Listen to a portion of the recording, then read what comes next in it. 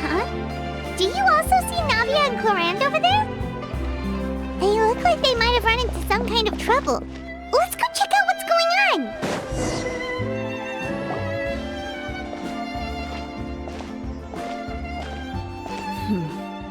Still no dice? Not at all. And I've asked pretty much everyone in the court of Fontaine already. Lynette's ears drooped as soon as she heard that we'd have to be out and about for days on end. And Fremine, he hid himself under his helmet as soon as he realized there'd be people around that he didn't know. What about Chiori and Charlotte? I feel like both of them would be more than up to it. I've asked them already, but they're both pretty busy right now. I just gave the members of the Spina a few days off, too, so I don't want to bother them either. This is getting pretty difficult. Navia, Clorinde, what's up? Oh my. Well, if it isn't my dear partners. How are you all doing? Huh. Navia? Huh? Oh, you mean... Yep, this is our chance. Do you need our help with something? Oh, precisely. My dear partners, we've got a huge problem right now that only you can solve. Whoa, for real? Absolutely. We've already exhausted all our other options. Traveler, Paimon, would you join us and play Marechaussee Hunter Judgment Day? Marechaussee what now? It's a new game script by the Tabletop Troupe, a local roleplay adventure club. Ever heard of the Tabletop Troupe? They put out games that allow you to participate in a story and roleplay characters with your friends. Oh, I've loved their stuff ever since I was a kid. That sounds super interesting. Clorinde and I are both veteran members of the club. Recently, someone came up with a new script and was looking for people to help playtest it for them. And when they asked, of course I couldn't refuse. I mean, come on! A brand new script? Nobody has ever played it before. Generally speaking, scripts at that level of development have a lot of issues. But I think this one is pretty solid.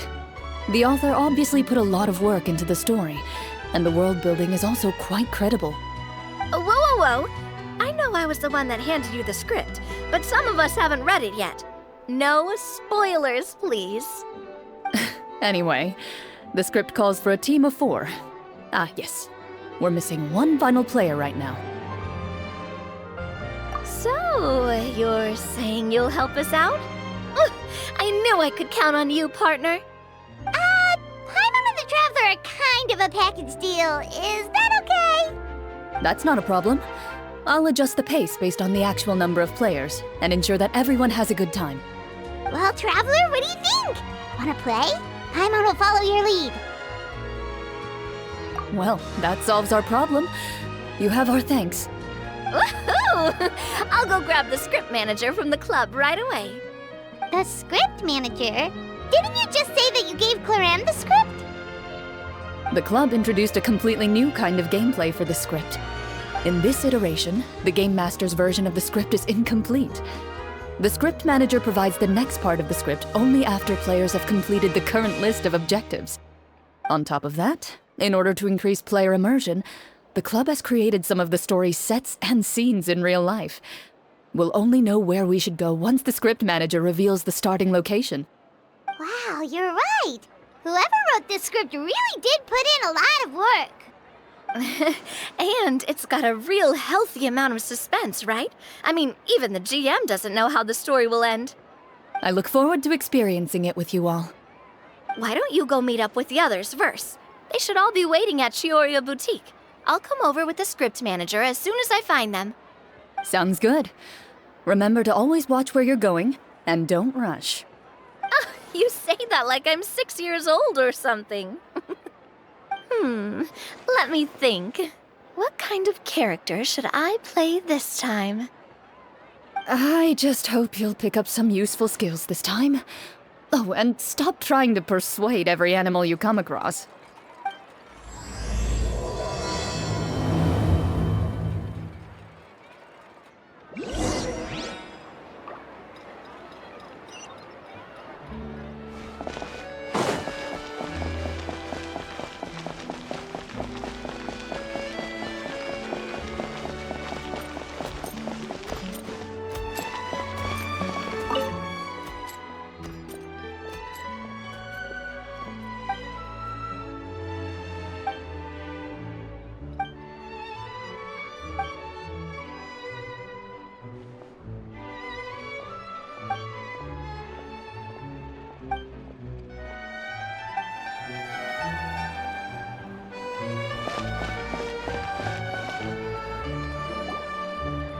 Oh, sorry to keep you waiting. Ah, you're back! Huh? And you've got the Traveler and Paimon with you too! What a pleasant surprise. I assume you'll be joining us for the game then? Linny, Farina! Paimon didn't know you were playing too. Are you also members of the tabletop troupe? I'm more of a casual member if anything. I haven't taken part in many formal club activities. Lynette, Fremine, and I play something similar at the Hotel Bouffe Tété sometimes, but I'm usually the GM. Still, I'm sure it'll be fun being a player for the first time. I'm looking forward to it. Well, I'm not a member of the club at all. Cloran simply woke me up first thing this morning, said there was a good script worth experiencing, and asked if I wanted in. If you're interested, I can give you a referral. That should give you a 40% discount on membership fees. I think I'll wait to see how this experience plays out first, especially when it comes to the quality of the script. If it's sufficiently fun, then I'll join. Do you participate in a lot of tabletop troupe activities, Clorinde? You could say that. She's actually one of the few senior game masters of the troupe. Right. I knew about that even when she was still my subordinate. It's nothing. Really, just a small hobby of mine. Wow. Paimon's so used to seeing you be all upstanding and intimidating as the champion duelist. It's kind of hard to imagine you role-playing with a bunch of friends. Surely you jest. I would never intentionally make things difficult for my players. I maintain a clear boundary between my professional and personal lives. The me you see at court represents the law and order of Fontaine. I put all personal feelings to the side and grant a fair duel to all who seek to defend their honor. But in my personal life, I'm just an ordinary person. Someone who feels anger and sadness, just like everyone else. Well, you say that, but for all the time I've known you, I don't think I've ever seen you cry. I've seen you get angry, sure, but now I'm wondering whether you were actually mad or if it just looked that way from the outside. I was probably in work mode during those times. Is that so? Well, in any case, I just feel like even in your personal life, you don't get emotional very often. So you want to see me cry? That might be a little difficult. A show of anger, though, that might be something I could accomplish. No, that's not what I meant.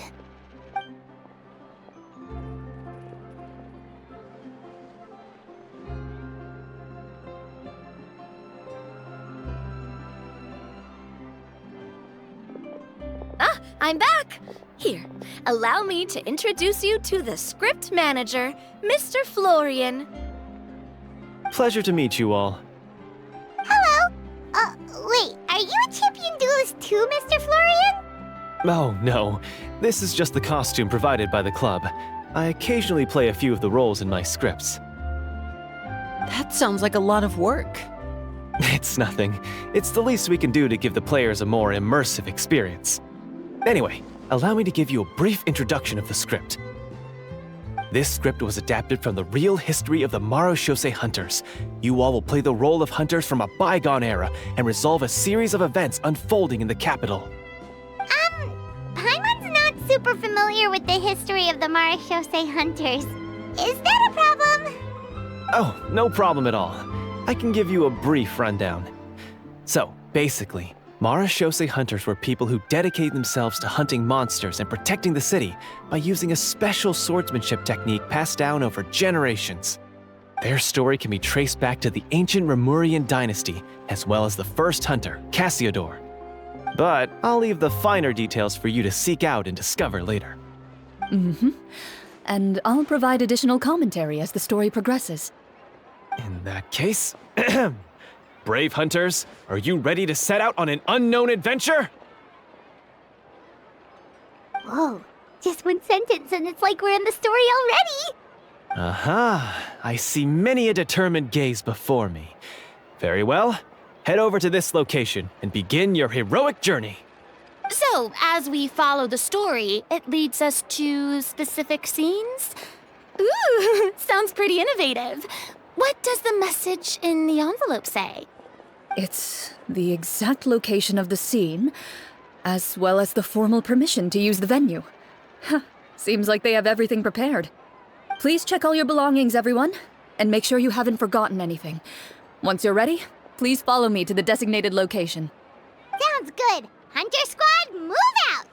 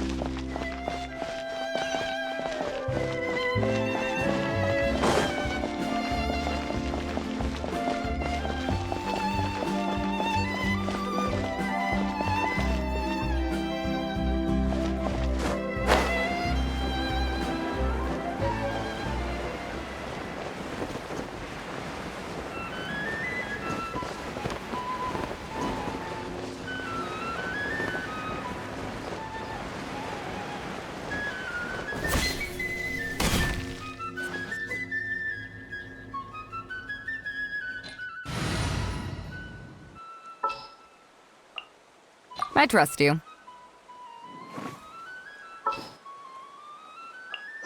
Just what will we come across this time?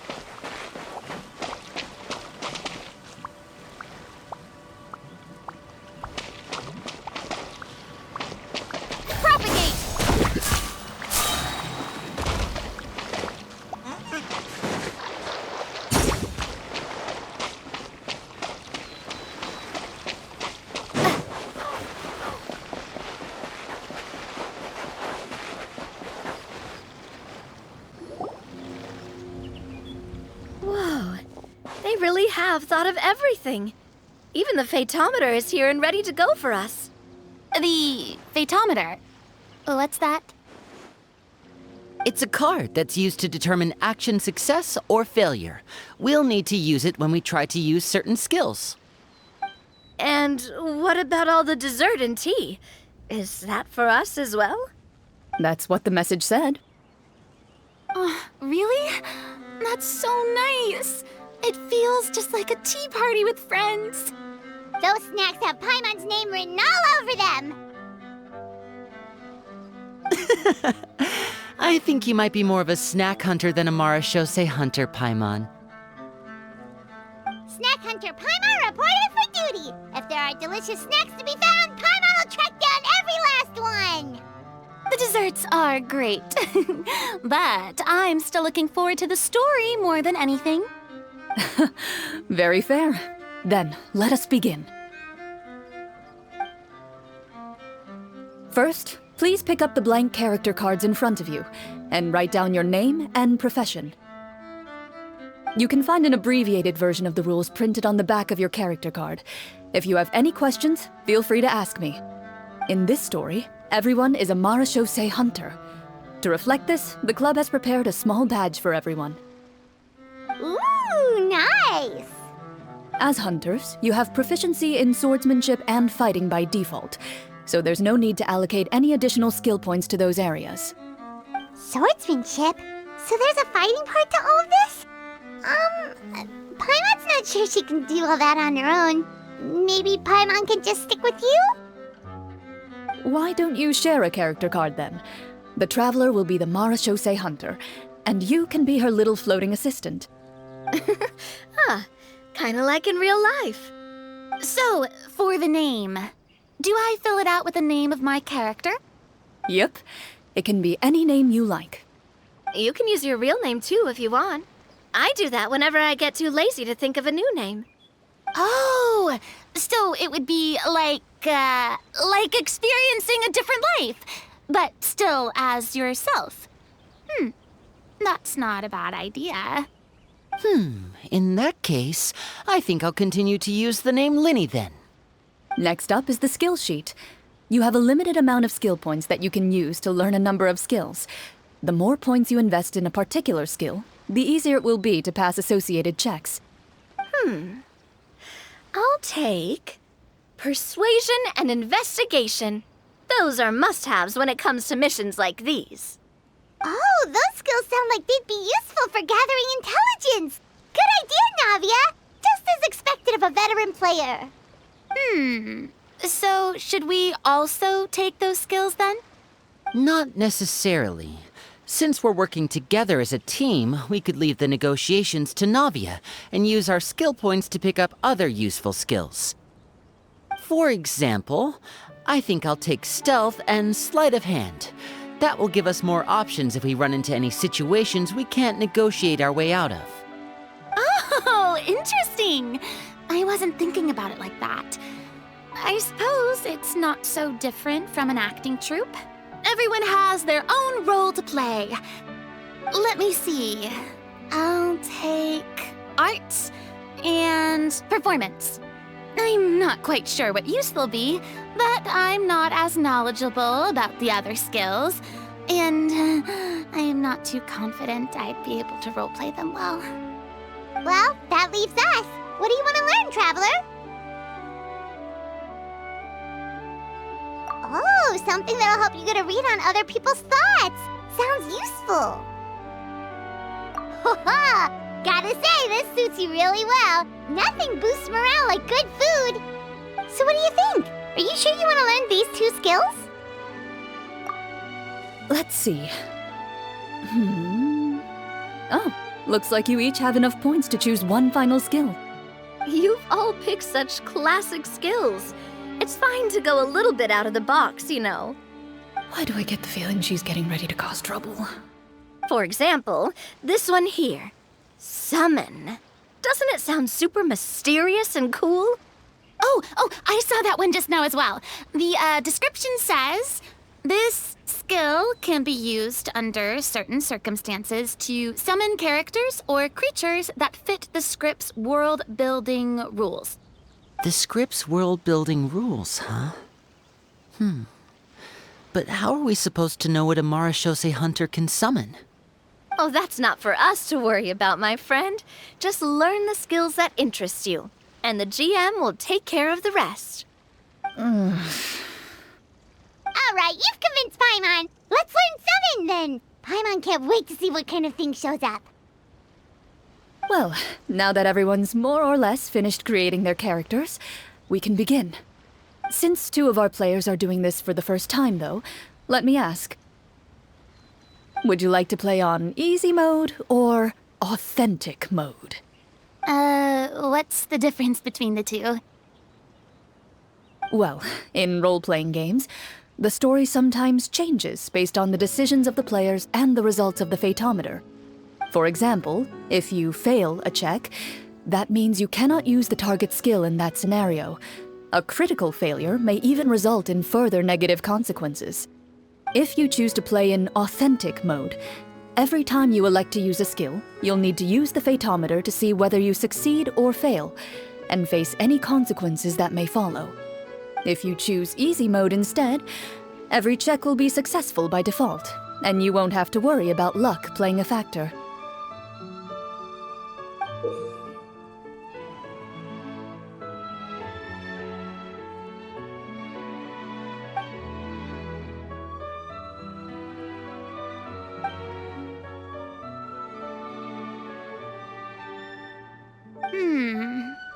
Given that I'd like to focus on the story, I suppose I should pick easy mode.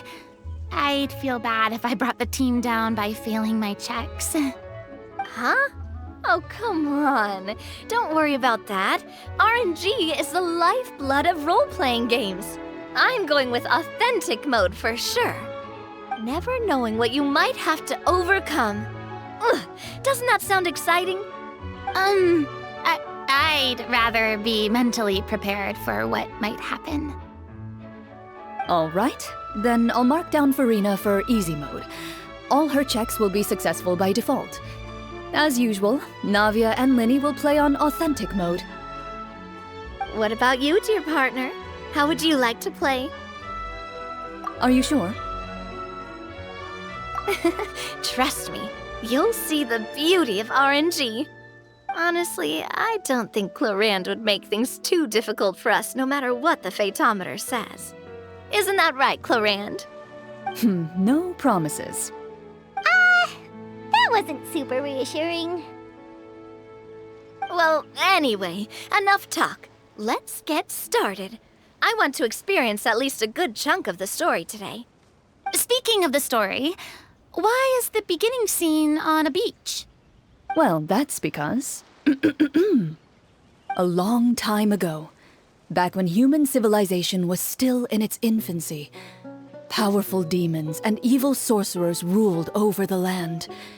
They created a host of monsters and sent them to slaughter all humans in existence. Soon, a group of human rebels banded together. With their swords raised, they swore to brave the darkness, and in doing so, subdue each and every monster that sought their destruction. They became known as the Marashose Hunters.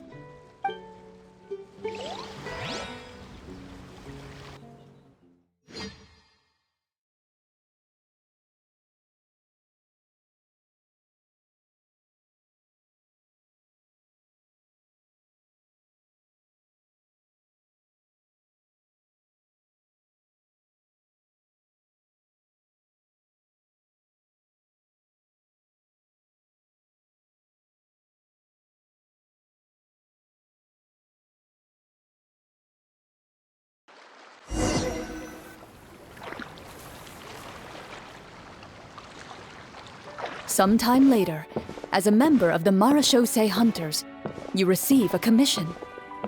Following the address provided on the message, you take a boat and arrive at this strange city. As you inhale, you can taste the slightly salty air of the docks as you begin to survey your surroundings. There aren't many people in the vicinity, but you do take note of a few others who, like you, seem to be sizing up this place. Your eyes meet, and you realize these people are fellow marechaussee hunters, likely led to this location after receiving the same commission as you. You're all marechaussee hunters too, right? Allow me to introduce myself. The name's Navia, monster hunter by trade and helpful neighborhood businesswoman on the side. What say you to traveling together? We can help each other out on the road. Okay, count me in. My name is Linny. I've been wandering since I was little and picked up a few less than legal tricks along the way. I was adopted by a marechaussee hunter and later chose to follow in his footsteps. Is this where you introduce your character to everyone? It sounds like they've done this dozens of times. My name is Farina, and, I grew up in a noble family. I always had a strong interest in performance and the arts. Even though I'm a marechaussee hunter, what I really want is to be a performing artiste. Hey, that's really cool. You can do it, Farina. That's exactly how it's done. Paimon is Paimon, a good friend and companion to this marechaussee hunter right here. I've been studying the culinary arts since I was a child. I hope my delicious food can help boost people's spirits. That's wonderful. I'll be looking forward to your cooking during our adventures together. Well, if we're all here for the same commission, why don't we take some time to confirm what we need to do? You open your envelopes at the same time. The message reads, "To the honorable and trustworthy marechaussee hunters, our kingdom is currently facing a grave crisis. The lands outside the capital have been overtaken by monsters, and our people are being led astray by forces of wickedness. We beseech you, please help us resolve this crisis and return peace and stability to our home." Huh. The layout of this city looks super familiar. It kinda reminds Paimon of Mondstadt! The scriptwriter must have used a real-world city as a reference when coming up with the map.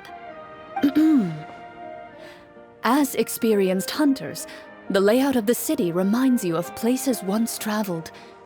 You recall the sight of tree-lined streets and the gentle tranquility of days gone by.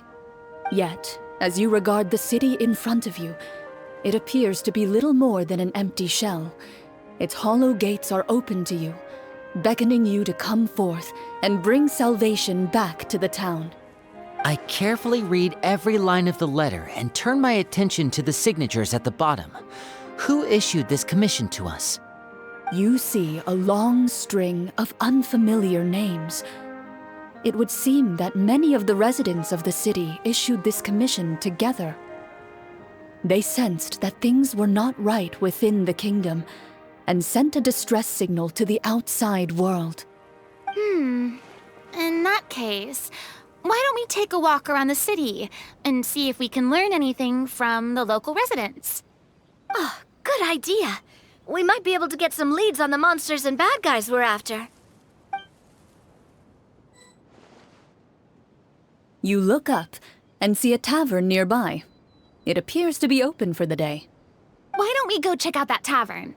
If the novels I've read are anything to go by, taverns are usually full of information.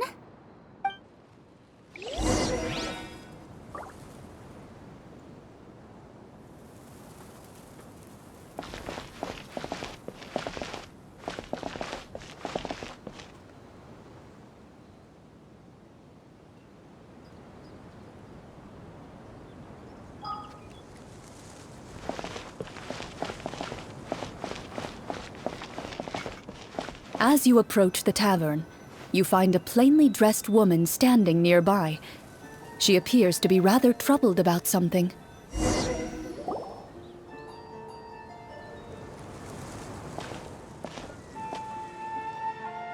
Greetings, friend. Lovely weather we're having today, don't you think? Oh, hello. I suppose you're right. The weather today is quite lovely. If only those monsters out there would stop causing trouble. It seems like every character included in the script has a certain amount of useful information to offer. If we keep asking questions, we might be able to get some good leads. Oh, come now, don't be sad. Life is all about optimism. Oh, that reminds me. What did you have for breakfast this morning? Huh? I don't think that's the kind of question we're supposed to ask. Nothing turns a frown upside down like good food. How about some macarons? I could make you some. You didn't even take cooking as one of your skill proficiencies. That's not necessary, miss. Excuse me for saying this, but you don't really look like a chef. Besides, I'm not really a fan of sweets. So you're someone who barely smiles and doesn't like sweets. You're really starting to remind me of this one friend of mine. Hey! Did she just... me? Clorinde must have broke character for a second. This isn't getting us anywhere. Traveler, maybe you can think of something.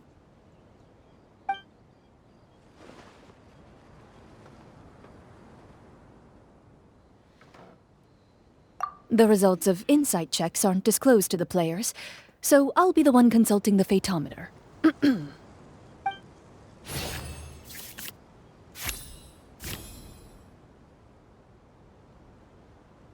You recall all the lessons you've learned in your time and begin to carefully observe the woman's mannerisms. You notice that when she's quiet, she has an empty look in her eyes, as if her thoughts have drifted to a place far, far away. And when she speaks, she often subconsciously reaches out to touch the ring on her left hand. So you noticed. That's a little embarrassing. A horde of monsters suddenly appeared near the capital recently, so all the guards were dispatched to fight them.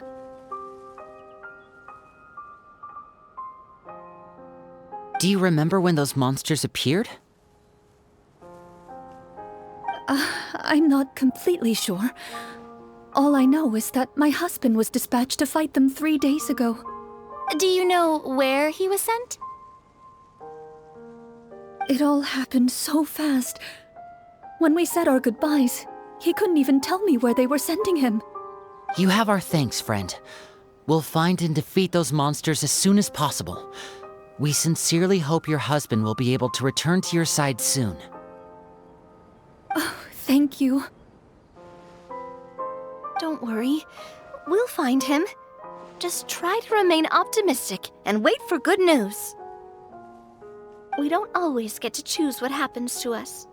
But we do get to choose the little things like what we eat and how we respond to the things life throws our way. I hope that one day, you too will recognize the power of something as small and inconsequential as a delicious dessert. I'll do my best. You bid farewell to the woman and continue your journey further into the city.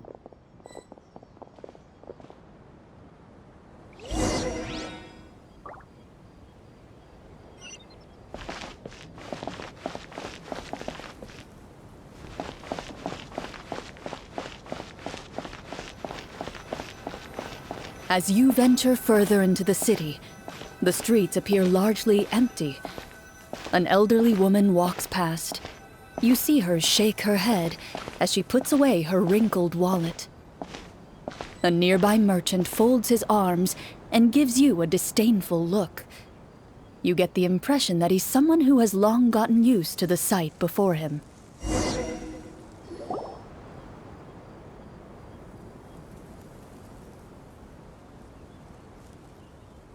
Although he doesn't seem very friendly, merchants are usually a good source of information, right? Pardon me, sir. I'd like to ask a question if I may. That depends. How much are you willing to pay? How about this much?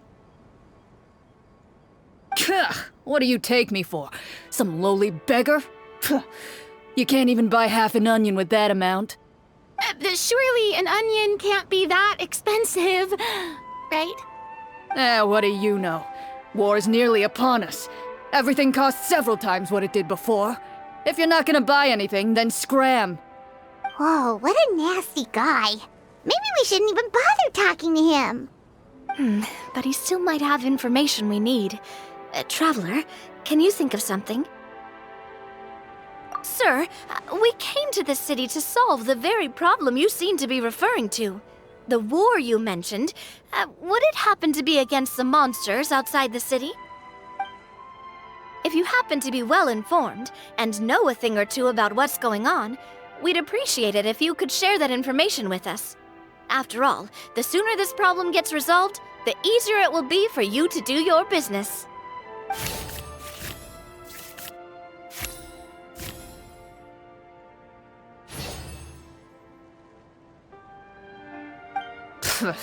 Well, things are basically as you said, young lady. Those monsters are camped outside the city, and they've been destroying all our trade routes. We have limited reserves within the city, so if this continues, we're all gonna be in big trouble. Wait, you're saying no one has put a plan in place to distribute supplies or maintain order? We could all starve and those nobles in the palace wouldn't even break a sweat. Who knows? Maybe they've been in cahoots with the monsters all along. That is concerning. All right. That's all the information you need, right? Off with you now. I've still got business to do. You know, if you smiled a little more, you'd definitely get more business. And I bet that would make your life just a little bit sweeter. I'm not saying it's guaranteed to work. It's just a tip.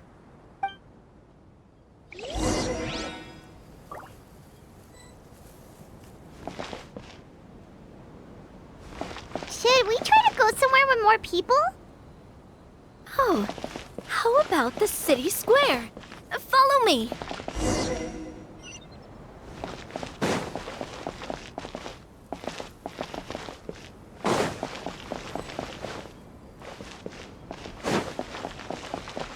Before you lies the city's central square.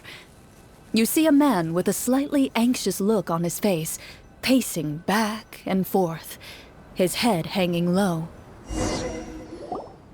He doesn't seem to notice your approach. Still immersed in his own thoughts, he shakes his head and lets out a long sigh. This guy seems promising enough. Maybe I can get some information out of him. Hello, sir.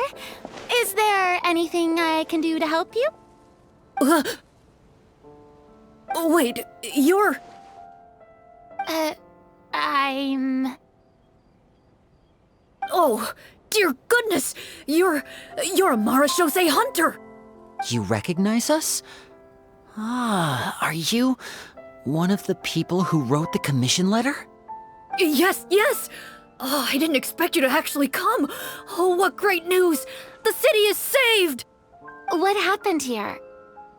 Alas, we once lived comfortable, carefree lives. This city used to be free of monsters. The first Marechaussee hunter, Casiodor, the Golden Hunter, he was the one who drove them back. However, monsters have once again surrounded the city. Perhaps the seal that kept them at bay has lost its power. Or perhaps an evil sorcerer has been meddling in our affairs. All I know for sure is that their return has stripped this city of any chance at peace. Are there not enough soldiers to drive them out? It's not a question of numbers. The guards simply have no idea how to deal with them. Most people my age have never even seen one of the monsters, much less been trained to fight against them. What's worse, many of us don't even know the history of the Marechaussee hunters anymore. When I was a child, though, my grandfather would tell me stories about how the Marechaussee hunters drove back the monsters. So, on the off chance that something might come of it, I decided to reach out to you. To be perfectly honest, I was starting to think all those stories were just tall tales. But now that I've seen you in person, I finally know that it was true! Well, you can rest easy, friend. The righteous and formidable marechaussee hunters are on the case. The man is touched by your determination and resolve. His eyes begin to well with tears of relief. Still, if we are going to hunt the monsters, we need to know where to find them. Can you give us any leads? All I know is that the area outside the city is dangerous.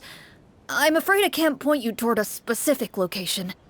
Oh, although, if you leave the capital through the main gate and follow the road, you should run into a group of guards. They might know more about where to find the monsters. I see. We'll go look for them then. All right, be careful. Oh, and one last thing. The monsters outside the city are just part of the problem. There are evil sorcerers inside the city as well, so be on your guard. They're actively working with the monsters, and have corrupted the court ministers with malicious magic. They're the reason why, even inside the city, everything has been a giant mess.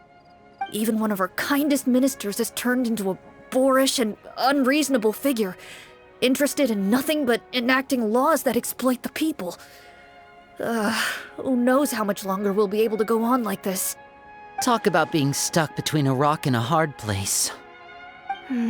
I feel bad for him. Maybe we should try to cheer him up? Huh?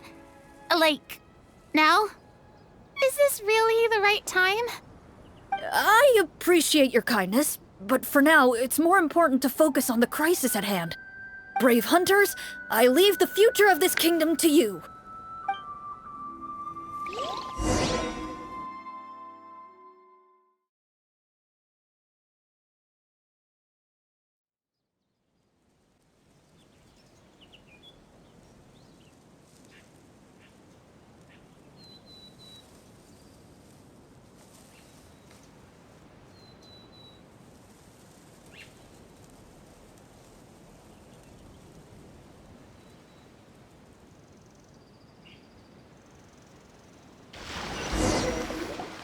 If I understood correctly, there are currently 2 problems in the kingdom that need solving, right? Exactly. We need to defeat the monsters outside the city and take down the evil sorcerer stirring up trouble from within. But which problem should we tackle first? Well, this seems like a good moment for a break. Take some time and discuss what you want to do. Let me know when you've made your decision. I really didn't expect the people in the city to keep us at arm's length like that. I totally thought the hunters would be treated like heroes. Well, Clorinde said the script took cues from the real history of Fontaine, right? Maybe the real-life marechaussee hunters were also treated like that. I wouldn't say it's a perfect representation of history, but there are definitely some similarities. Would you like to hear more about it? Sure. As long as it doesn't spoil anything in the script. You brought up bits and pieces of the hunter's history before, but it was all in passing. Paimon wants to know too! The hunters were super powerful, right? Were they all from a special line of supernatural beings or something? Kinda like the yokai in Inazuma? No. All marechaussee hunters were ordinary mortal fighters.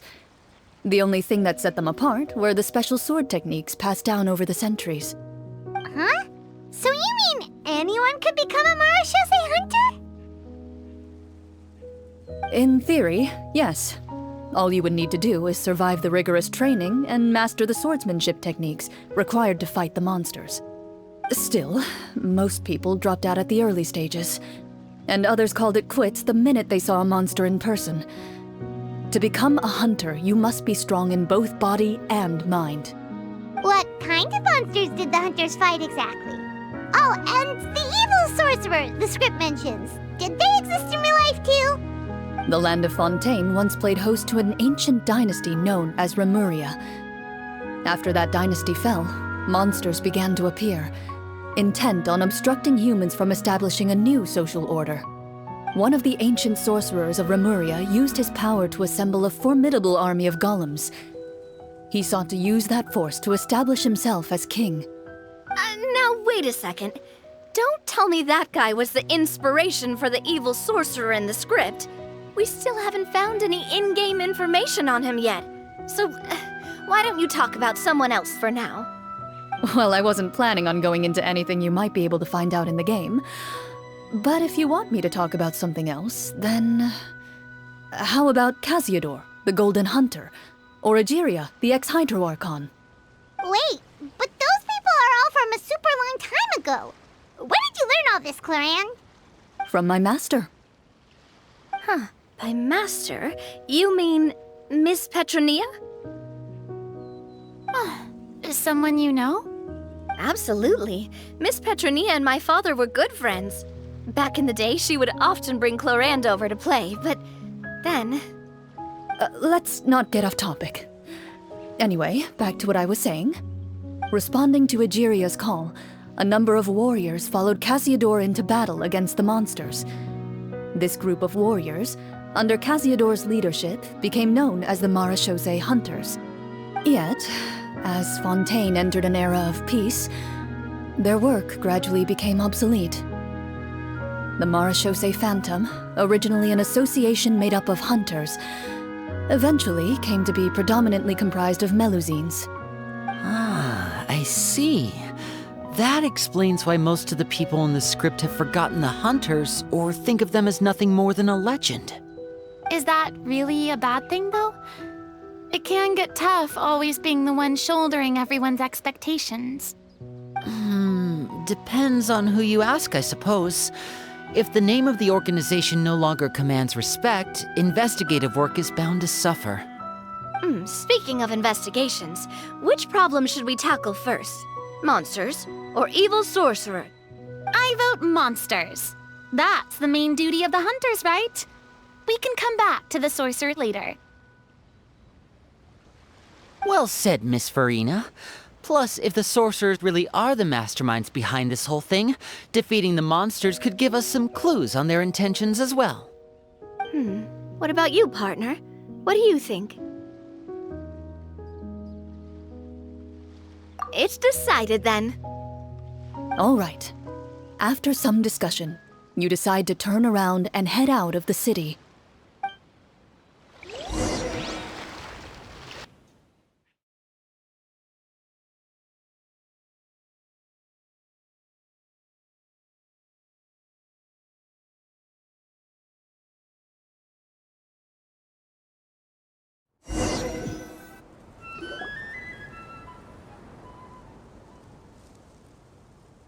Let's take a look around, like that guy said. You there! Outsiders, halt! Who's there? An armored man approaches you. He has a tall, muscular build and a determined expression in his eyes. Just one look, and you can tell he's fought in his fair share of battles. Although he's trying his best to conceal his current state, his uneven gait and the sweat dripping down his forehead make it obvious that he's been wounded and is in serious pain. I'm the captain of the guard. I saw you sneaking around the city earlier, so I'll only ask this once. State your purpose, or it's off to the dungeons for the lot of you. Wow, it's been a while since someone's been this suspicious of us. I said talk, not whisper between yourselves. Have you ever heard of the Marechaussee Hunters? Marechaussee Hunters? Ha! That fairy tale, you mean? What, do you expect me to believe you're one of them?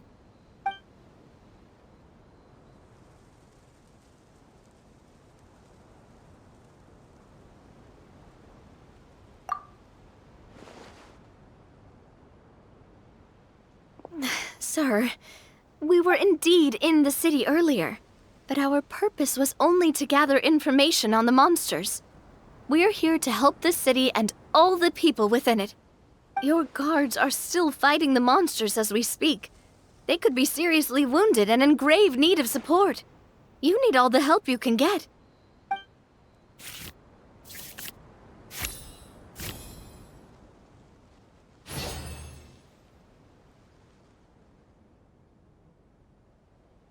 The man regards you with doubt and concern.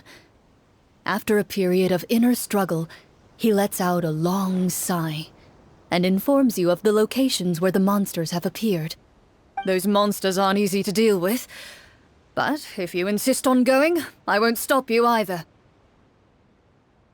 I just hope all the guards will be able to come back to their families alive. I wish you the best of luck.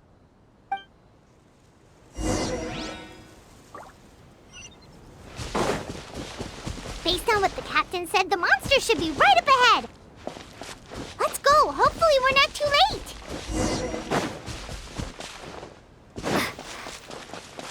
As you approach the battlefield, you see numerous people lying by the side of the road. They appear to be dressed like guards. Their faces are filled with desperation and terror. Some are screaming and cursing in vain, as if still trying to banish the monstrosities they saw from their minds.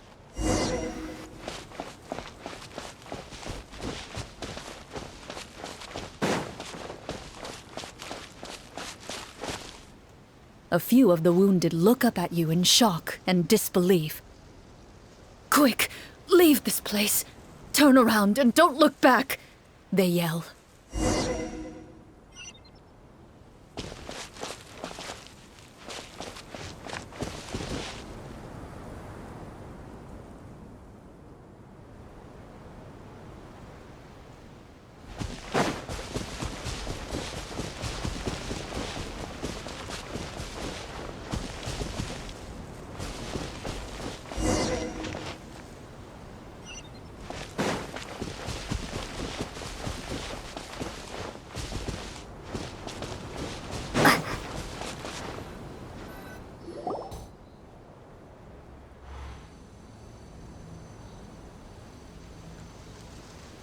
This is the place he mentioned, right?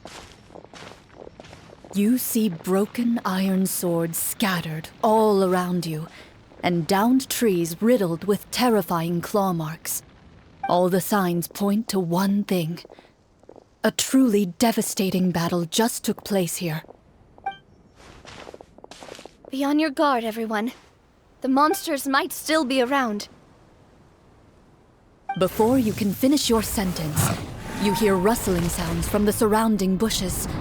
The monsters have emerged. They close in on you without fear. You get the impression that, in their bloodthirsty eyes, you're just another meal for them to devour. A little help here! This thing wants to eat Paimon! Your battle round begins now.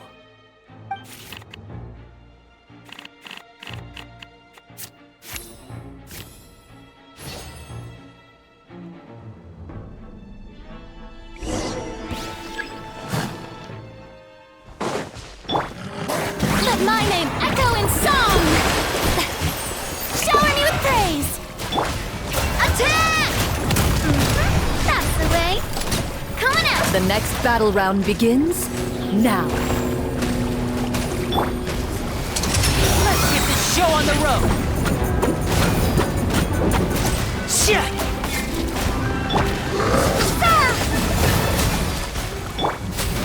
Yoo-hoo! The monsters let out a terrifying roar of anger and resentment before dissipating into thin air. Ugh, thank goodness it's over. We're lucky the Marashose Hunter class came with all those preset skill points. Otherwise, we would have been in some real trouble. I never knew the Fatometer even determines the amount of damage you inflict. If you get unlucky, isn't it just game over right then and there? That's part of the fun. The uncertainty of fate is what gives these games their appeal. Just as you begin to celebrate your victory, a suspicious lump on the ground catches your attention. A suspicious lump.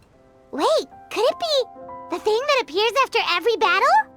I walk up to it, crouch down, and begin to carefully examine it. I've still got my right glove on, so it should be fine for me to touch it, right? As you investigate the mound, you discover that the exposed portion appears to be made of wood. It was previously obscured by the large form of the monsters. With the monsters gone, the small protrusion now awaits your discovery. poking out of the ground like a shy flower bud. Whoa, it's a treasure chest!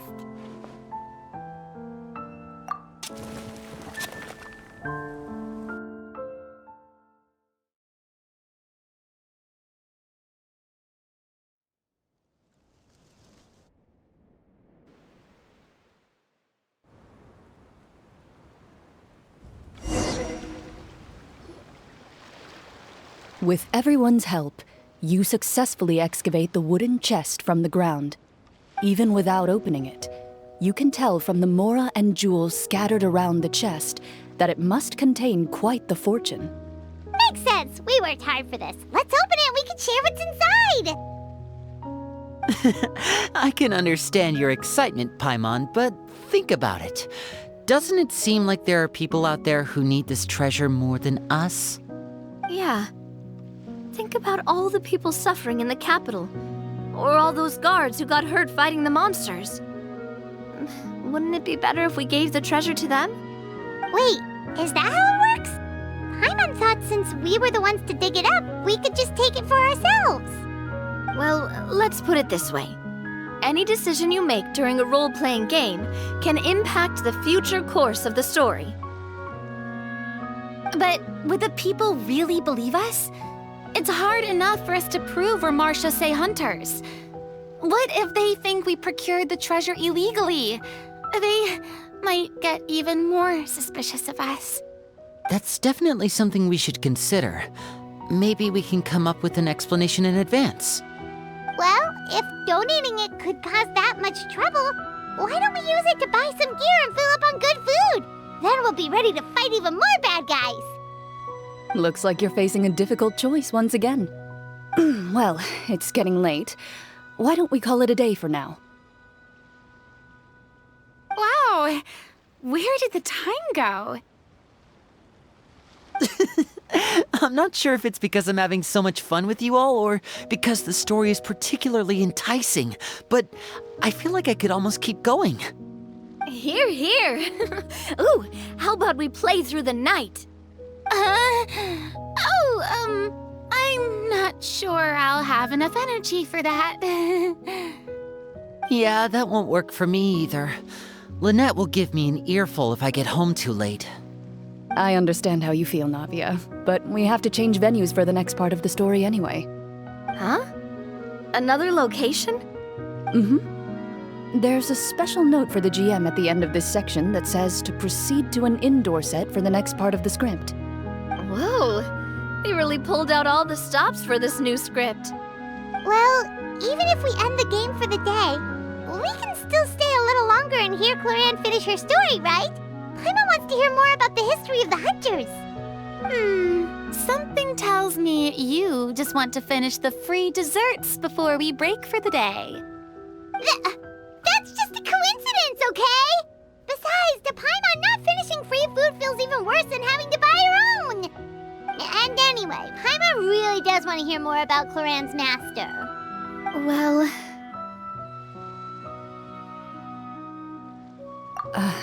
It's nothing. I appreciate the concern, but it's all in the past. It won't do any harm to share these things now.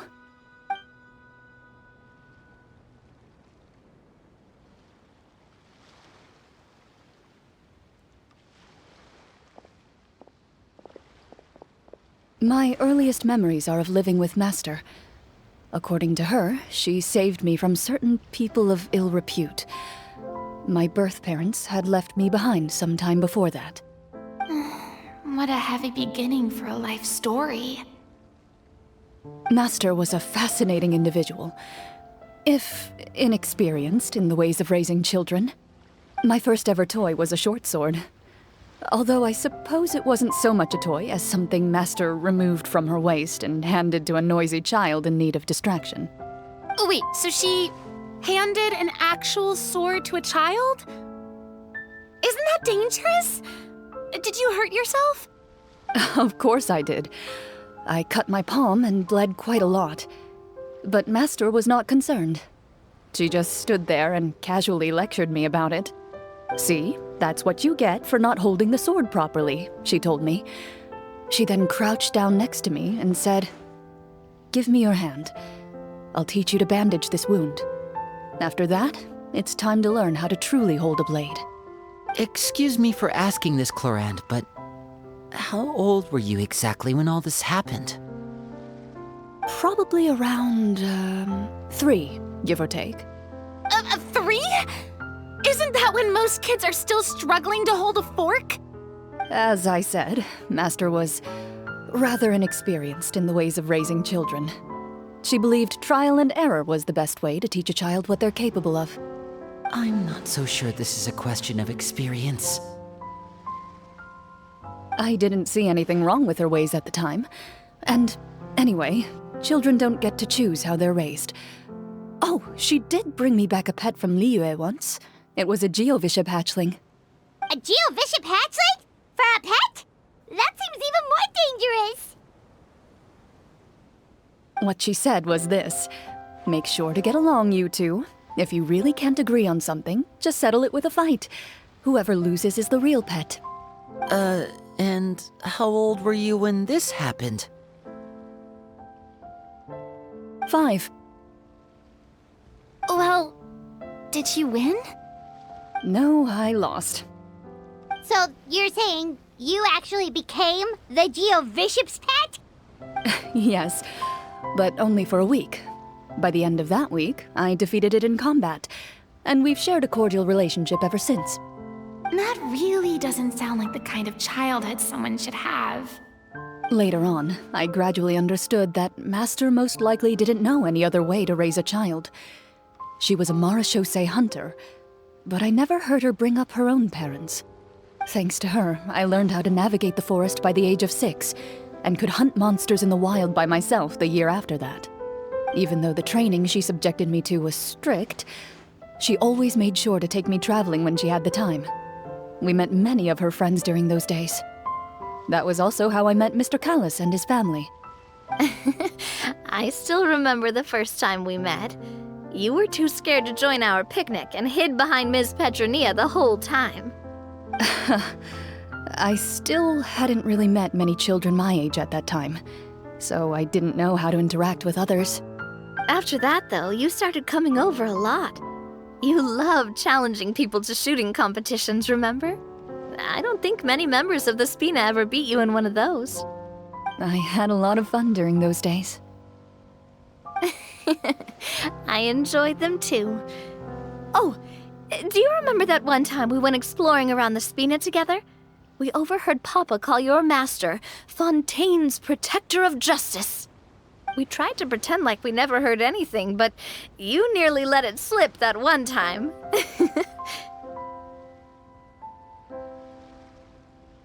Protector of Justice? Oh, wait, you mean that vigilante hero from 20 years ago? The one who is always active at night? Yep, that would be her. She often would put on a black cloak and go out at night.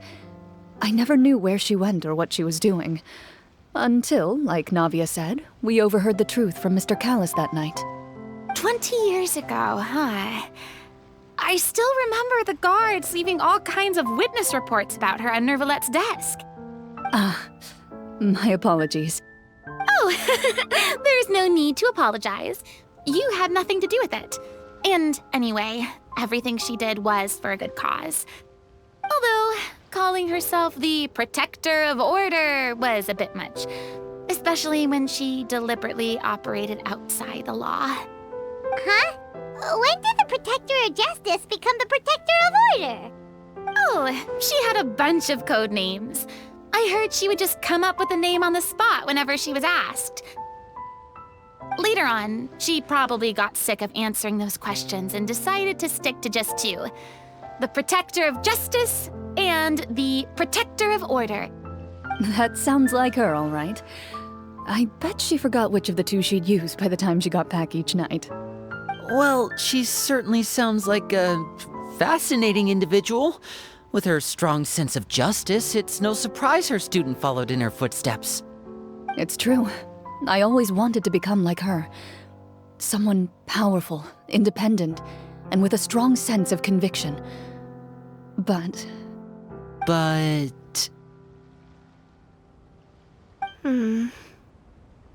She suddenly disappeared the night I turned 10 years old. Disappeared? What happened? I have no idea. She didn't even leave a note. I was never able to find out where she went. That night, I was celebrating my birthday at Navia's house, but Master never came to pick me up. When I returned home on my own, it was to an empty house. When she still didn't appear after a few days, I went to Mr. Callis's house to ask about her whereabouts, but he only shook his head. Papa probably didn't know either. I know he sent a few people to investigate the matter in secret, but they never found any credible leads. Don't worry, I understand.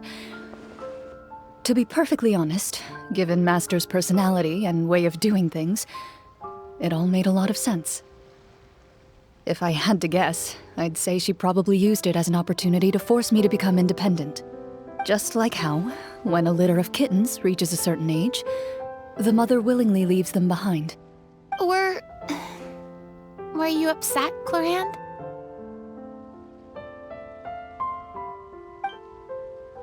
I was at first, but not anymore. I don't believe Master would suddenly disappear for no reason. There must have been something she just had to do. Well, despite everything, you still managed to follow in her footsteps and become the greatest champion duelist in all of Fontaine. You're practically a living symbol of law and justice. I suspect my position would be far too by the books for her. Master always did whatever she pleased. But you're right. I suppose I do take after her in some ways. Who knew Clorinde had such an interesting past? I never had the chance to ask her about it before. I wonder if Clorinde's master were the champion duelist back then, would that duel against Mr. Callis have gone differently? Oh no. Judging by the atmosphere, Clorinde and Navia are probably thinking something similar. The mood just got super awkward all of a sudden. Well, anyway. Would you look at the time? It's getting dark, so we should probably call it a day for real this time. If we keep talking like this, we really will be here all night. I had a great time today, Miss Clorinde. Thank you for being our GM. Anytime. The script was good, but I've got to say, your childhood stories were even better. Hey, you should tell us more about that fight against the Geo-Bishop sometime. Maybe your master was onto something. You could be right. What does she mean, onto something? I certainly don't know any 5-year-olds who want to fight a bishop in their spare time. Guess I'll head back as well. I need to save my energy if I want to continue enjoying the story tomorrow. You're that excited to hear about my fight with the bishop? I was talking about the script.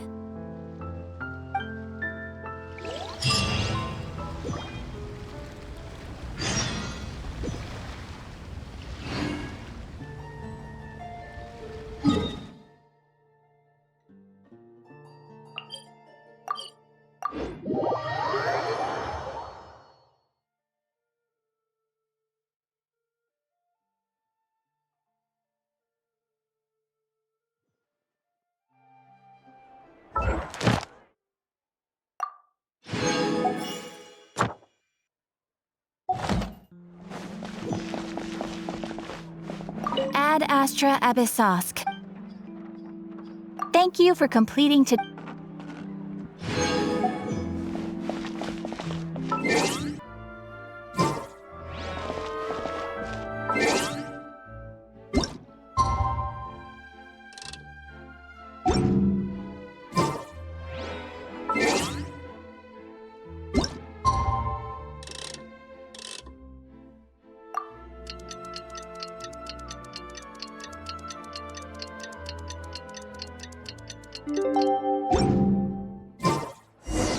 Let's go meet up with the group!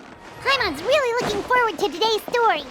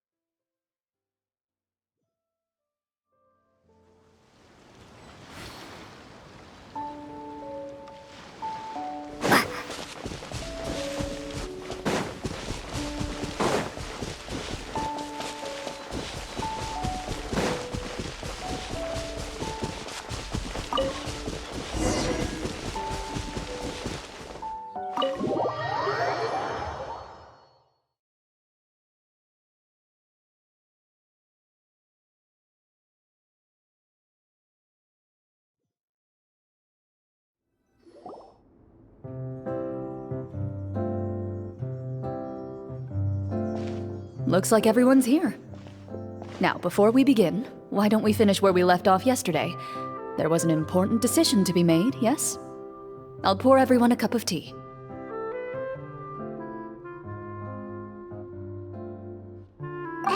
Is that really the most important part, though, Clorinde? Paimon's more concerned about our current surroundings. Heavy walls, cold railings, dim lights. This is obviously supposed to be a prison. I admire the work put into the set. Still, it's obvious the scriptwriter has never paid a visit to the fortress of Meripede. So the set is going to be a part of the script? Unfortunately, that is something I can neither confirm nor deny.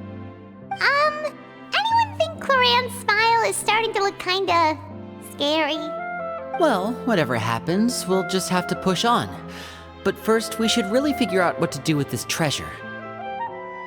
If we're worried about arousing suspicion because of our identity, why don't we give ourselves a different name, just like Clorinde's master did? Yeah, it might be better to keep a low profile. As long as we're helping people, it doesn't matter who we are or what we're called. Staring at me won't get you anywhere. Or did you want some more tea? Oh, Paimon's good. Thanks. Why aren't you saying anything, Navia? Wait, what's that next to you? Oh, this is the short sword Clorinde mentioned last night. I found it. Huh. I'm surprised you managed to track it down after all this time. Well, I made sure to take good care of it, considering the circumstances in which you gave it to me. Of course I had to keep it safe. Anyway, where were we? Oh, right. I was just thinking about all the potential ways for us to break out of prison. We could dig a tunnel, or try to bribe the guards. Wait, we haven't been thrown into prison yet, have we? Well, it's only a matter of time. It pays to be prepared. Just like how you should always have an umbrella on hand, even when it's sunny. Alright, Paimon's made up her mind. Let's just give the treasure away. Paimon may have wanted to keep it, but if it's going to land us in prison somehow, Paimon will be too upset to enjoy her snacks. So, you've reached an agreement?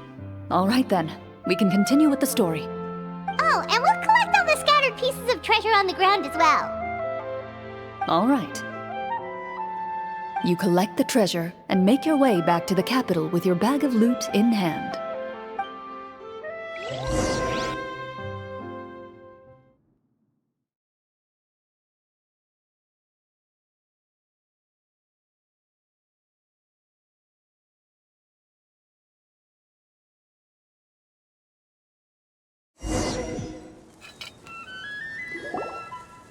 The city is still shrouded in a gloomy, oppressive atmosphere, but your spirits are surprisingly high. In places where sunlight struggles to reach, you generously share your wealth with the children, the elderly, and the poor in urgent need of help. Thank you, kind soul. The elderly woman's look of gratitude follows you as you walk away, her eyes never leaving your back until you move entirely out of sight. However, there's still quite a bit of Mora remaining. It appears you haven't made much progress. She's probably trying to tell us to speed this up. We need to hurry up so we can address the sorcerer problem. Should we go find that man again at the square? He seemed like a pretty responsible guy. I'm sure he knows the people here far better than us. Oh, good idea! Just as you start to make way to the square, intent on finding the man again, there's a voice.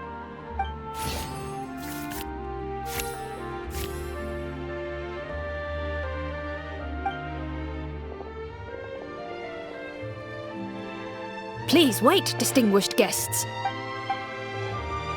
Several strange guards suddenly call out to you. They run forward to meet you and proceed to politely pay their respects. Greetings, gentlemen. Are we being invited for afternoon tea?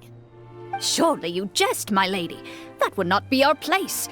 It is His Excellency the King who requests to meet with you. Please, come with us.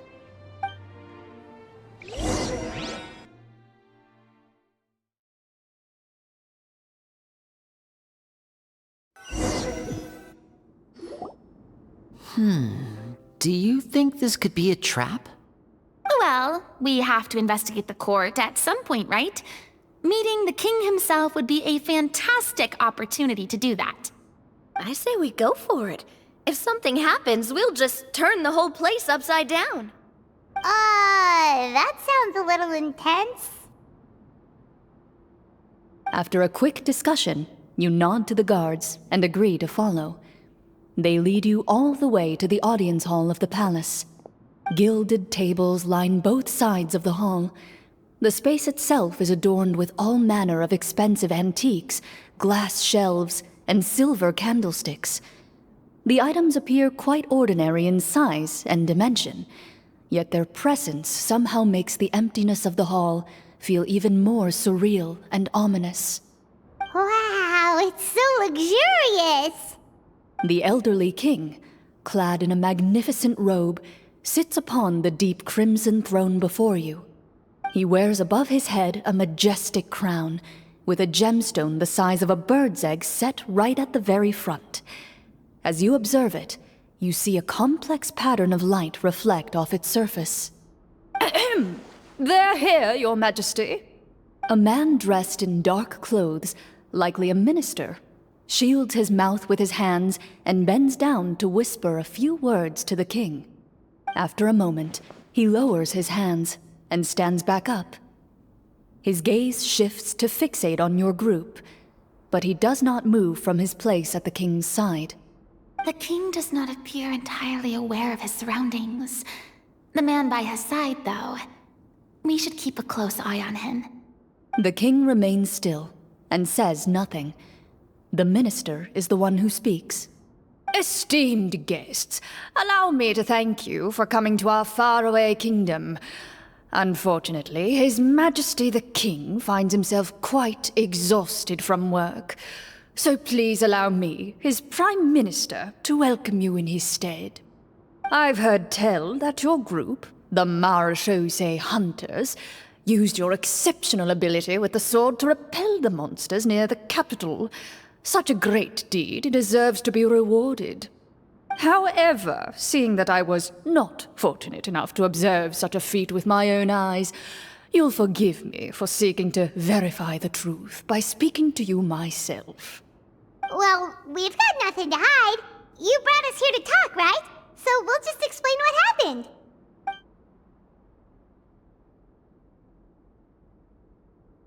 The golem's blades were so powerful, they could cut down trees in a single swipe. It took a lot of effort to defeat them, even for trained swordsmen like us. Well, that was enough details, right? Believe us now? Your account does indeed match those of the survivors. Since you were the ones who defeated the monsters, that must mean you are also in possession of the treasure they stole?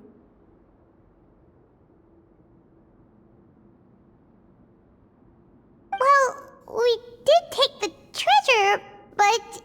How did he know about the treasure? Then I must ask that you return it at once. It belongs to the kingdom. Wait, but didn't you just say that our great deed deserved a reward? Shouldn't the treasure be considered a part of that? Yes, that was indeed what I said. But you seem to have forgotten a very important distinction. Only that which is freely given by the king can be considered a reward. Taking the rightful wealth of a kingdom without said permission, on the other hand, is a crime. But that's completely unreasonable. Yeah, that makes no sense! If it weren't for us, the treasure would still be buried underground somewhere! Maybe so, yet the fact remains. You tried to dispose of the treasure without reporting it to the court and without receiving permission, yes? What, no answer? Surely you're not insinuating that you, a group of legendary Marechaussee hunters, sought to take the treasure for yourselves? Well, what about the king? Is he just gonna Clad in his magnificent robe, the king remains seated, with his hands resting on either side of the throne. His posture is rigid and unmoving. He stares forward with an empty look in his eyes, completely unmoved by the events before him. From the look of things, could the Prime Minister be the evil sorcerer? Or could both the king and the Prime Minister have fallen under the evil sorcerer's control? I would like to observe the number of guards stationed in the hall. The guards in the palace appear fully armed, their expressions solemn. Sensing the tense atmosphere in the room, they stand at the ready, each with a hand placed upon the hilt of their sword, as if prepared to draw their weapons and surround you at a moment's notice. Well, there goes my plan to turn the whole place upside down, I guess. It appears we've been visited by nothing more than a group of ill-intentioned imposters. What a pity. Guards, take them away and throw them in the dungeons. Before I decide your fate, however, I must first determine whether you have any accomplices outside the court. Can't we try to slip away? Or maybe start some kind of riot? But if we try to fight the guards right now... Don't worry. At least we figured out who's behind all this. Let's just play it by ear. If you're scared, Paimon, just hold my hand. Aw, thanks, you guys. You allow yourself to be led away by guards surrounding you on both sides. It's only when you begin to feel drops of water falling from the dungeon ceiling and smell the stench of death and decay all around you that you finally realize you've stepped into a completely different world. Stay here, and don't try anything funny. The guards lock the cell door and leave without looking back. Wait, sir! Your voice echoes through the dark hall, but the only response you receive is the sound of water dripping from the ceiling. No! What should we do now? Carve out a new path of fate with our own two hands, of course. I draw my weapon. You reach toward your waist, but find nothing there. You now recall that your weapons were confiscated before the guards locked you in the cell. The bag of treasure along with them. What about that knife I hid in my boot? When did you hide it in there? When I was thinking about digging a tunnel. Rejected. You failed to inform the GM of this course of action. Moreover, the guards would have conducted a thorough search before throwing you in prison. And the keys to the cell aren't anywhere to be seen? Correct. You don't even feel a lock hole on the cell door. Oh, well, there goes all our plans. Indeed. Huh? Why are you the one saying indeed? Because that statement holds true for me as well. This is where the script ends. What? But that's a terrible ending!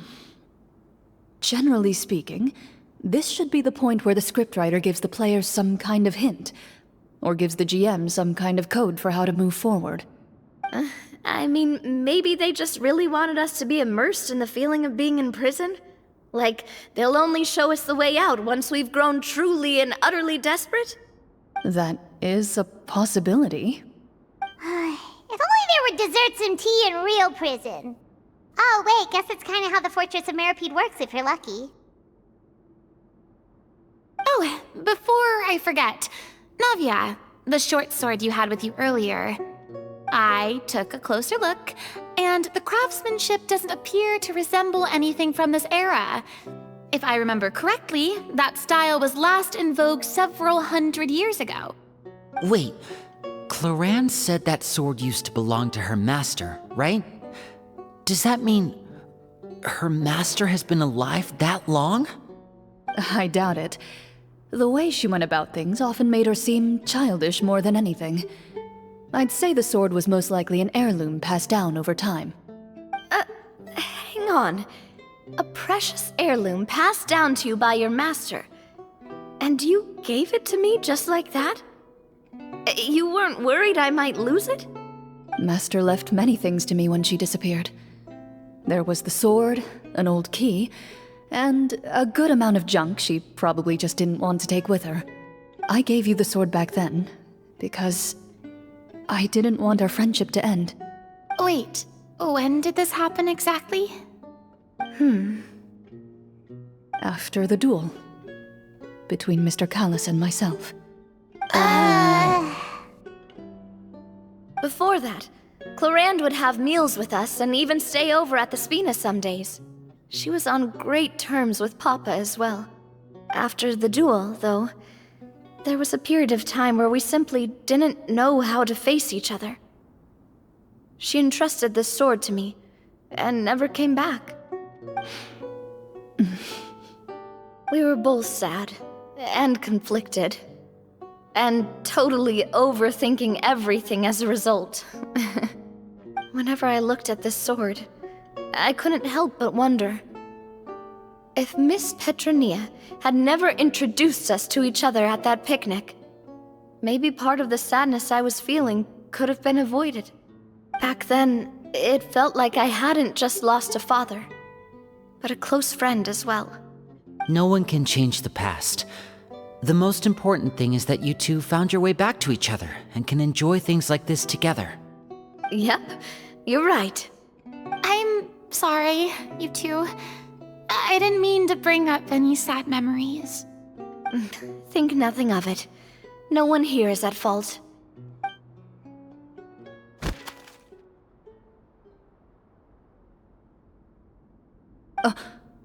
Huh?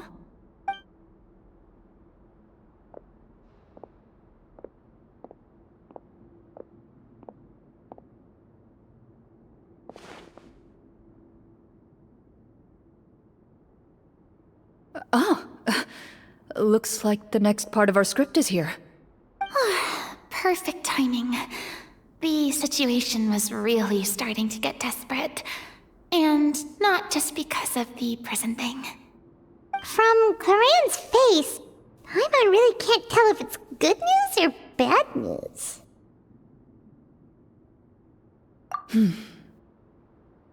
Water continues to drip from the ceiling. In this lightless dungeon, you lack a reliable way to tell how much time has passed. Eventually, you get used to the unpleasant odor of straw, mold, and rust, and find yourselves alternating between fits of drowsiness and despair. Suddenly, you hear footsteps outside the door. Heads up, everyone. Someone's coming. Gather close, everyone, and keep your voice down.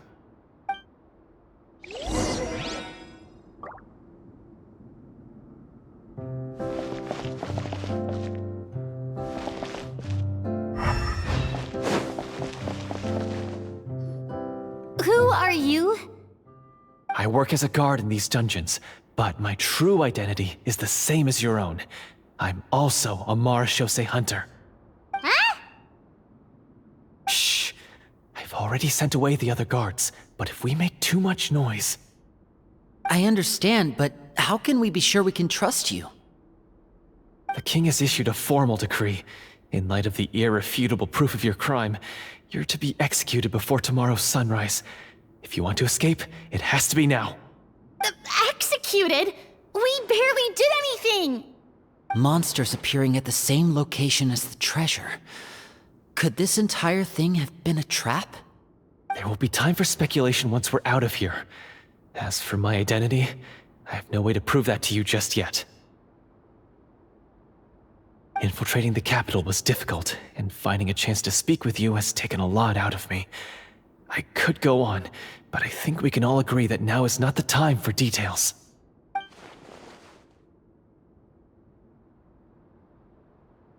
Have you seen our weapons anywhere, sir? Don't worry, I brought them with me. They're just behind the door. Still, these weapons alone won't be enough to defeat the true enemy behind the scenes. His faction is too powerful. The guards are all under his control, and he's even stationed a number of golems in various rooms throughout the palace. To defeat him, you must find a secret vault. It is said that within that vault, the marechaussee hunters of the past left behind a treasure with the power to defeat the sorcerer. You're not coming with us? No, I'll remain in the dungeons to deal with the guards. I'll try my best to distract them so they don't go after you. As long as my identity is not revealed, I'll be able to aid you when the final battle comes. In that case, please stay safe. Thank you for your concern. I will do my utmost. As for the location of the vault, here, this map should lead you there.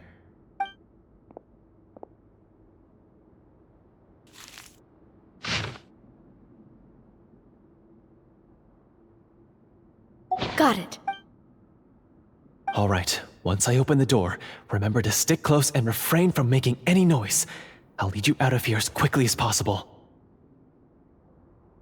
You now have the chance to restore the honor and legacy of the Mara Shosei Hunters. So please, get out there and reclaim what's ours. And be sure to exercise caution. With the help of the guard, you successfully escape the dungeons. Your sense of despair and anxiety both seem to fade as you continue your quest.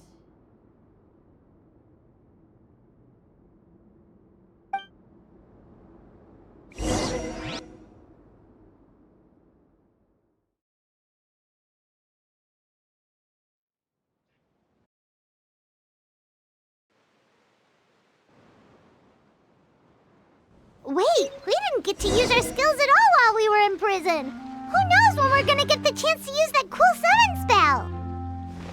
That is a pity, but we can only continue to move forward.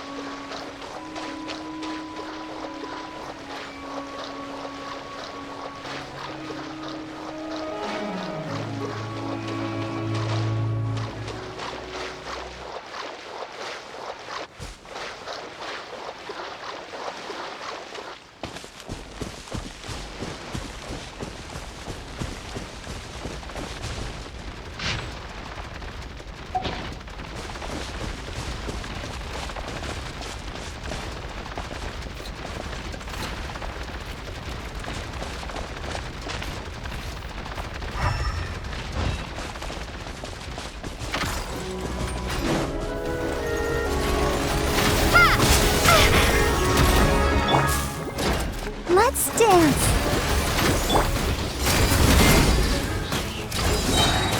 Power that ended Python!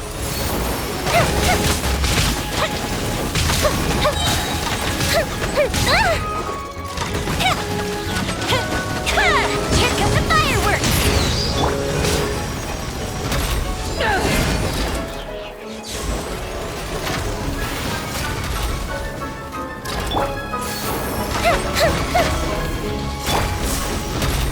Propagate!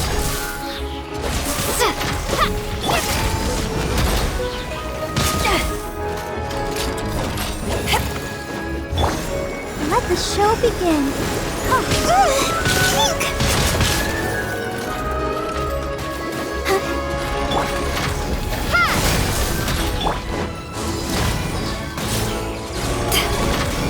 Spring forth!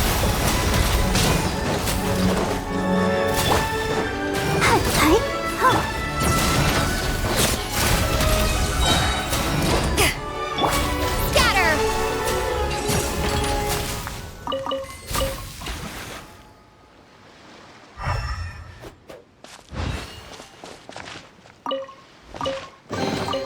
A reward on the road.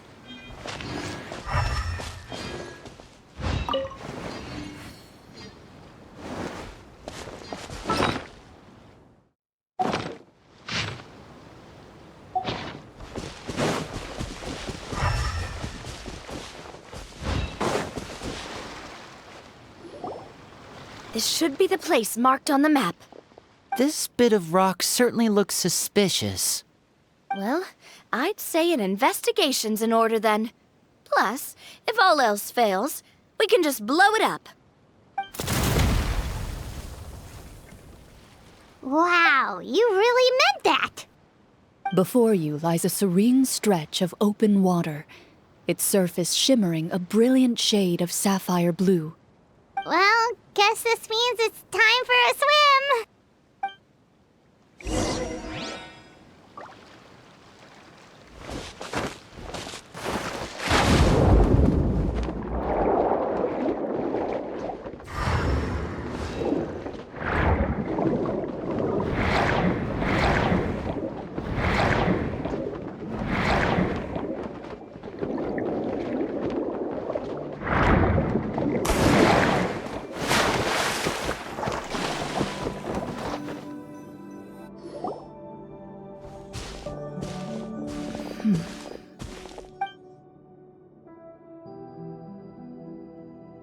What's the matter?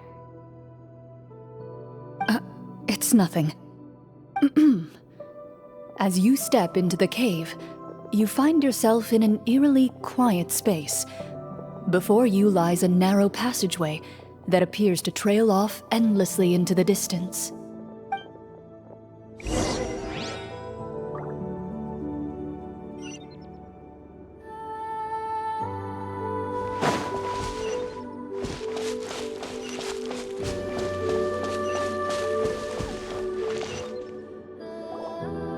Wow, this must be where the treasure is hidden. But this door is blocking our way in.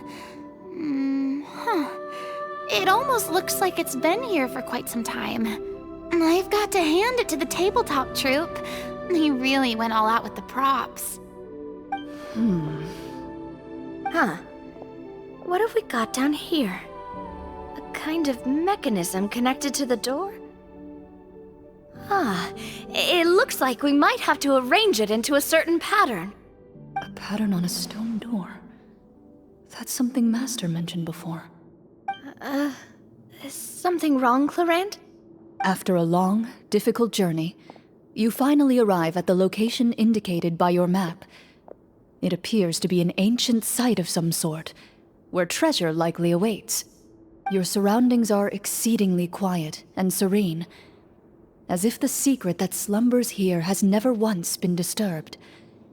If you listen closely, you can almost convince yourself you can hear the sound of its calm, gentle breathing.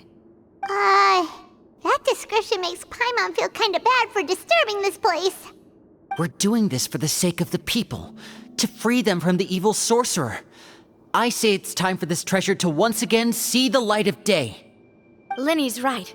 We need to keep going. The future of the kingdom depends on it. The next part of the story requires us to solve the puzzle, right? Let's start exploring the area. Yes, that should be fine. Something feels off about all this. Guess I'll just have to improvise.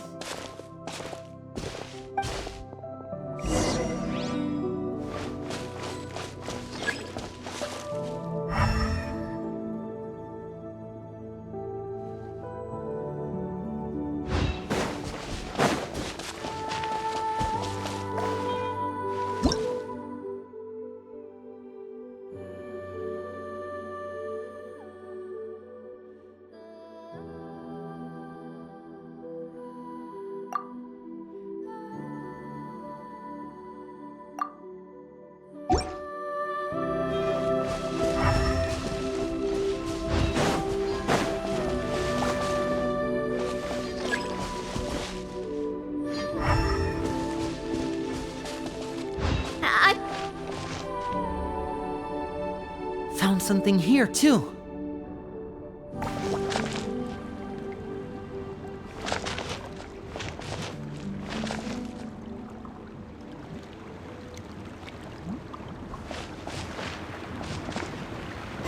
Same here.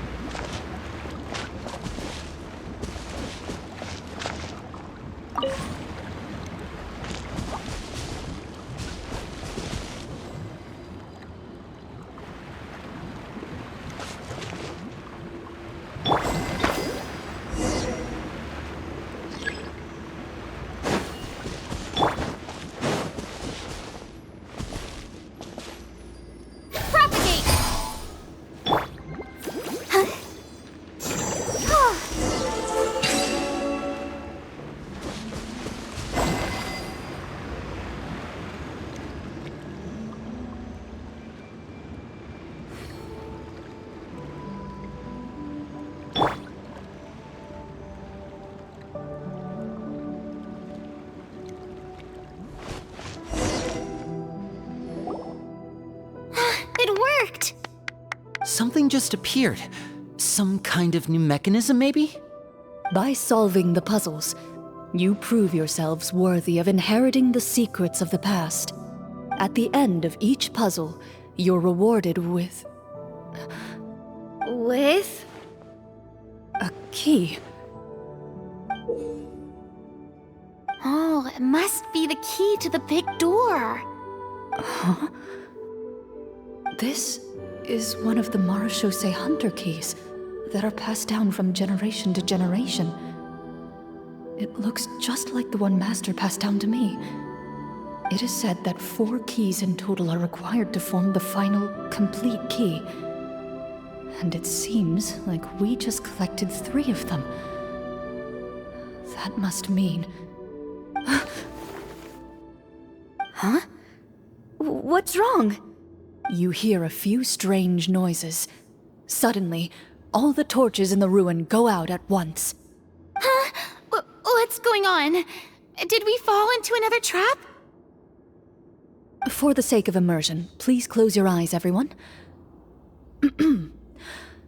Without the torches, the space is now completely dark, and you cannot see anything.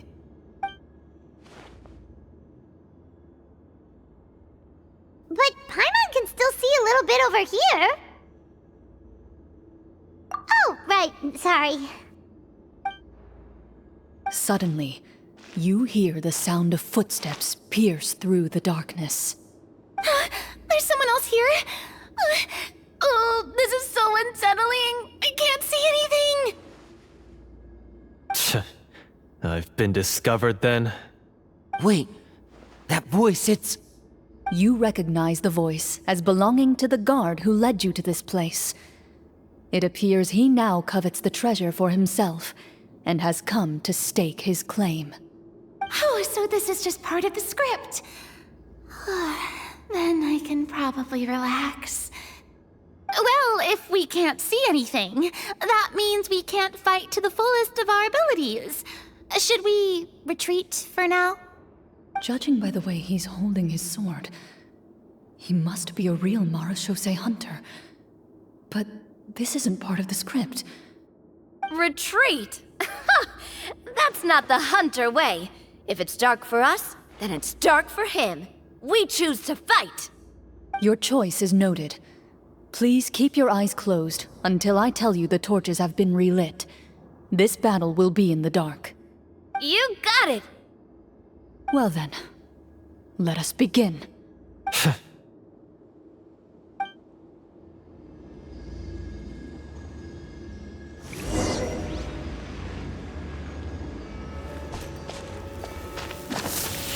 Where evil lurks, shoot on sight. I'd like to try to hit him with my sword. Your strike is successful. Ha! You're facing a veteran Marechaussee hunter. You don't stand it. Is he still standing? Goodness, he sure has a lot of HP.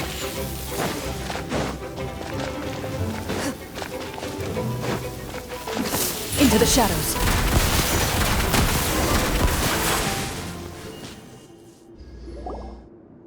Is it over? Can we open our eyes now? The enemy is strong and relentless, but the battle is nearing its end. The torches have not been relit. What about now? Final strike.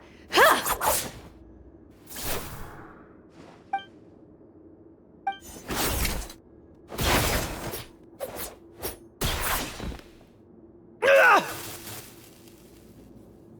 Well, did we get him?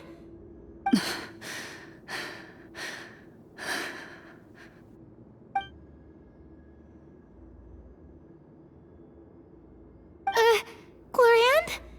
Warm fire flickers across the walls once more.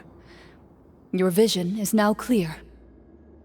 In an impressive display of courage, the 4 of you successfully defeat the uninvited guest.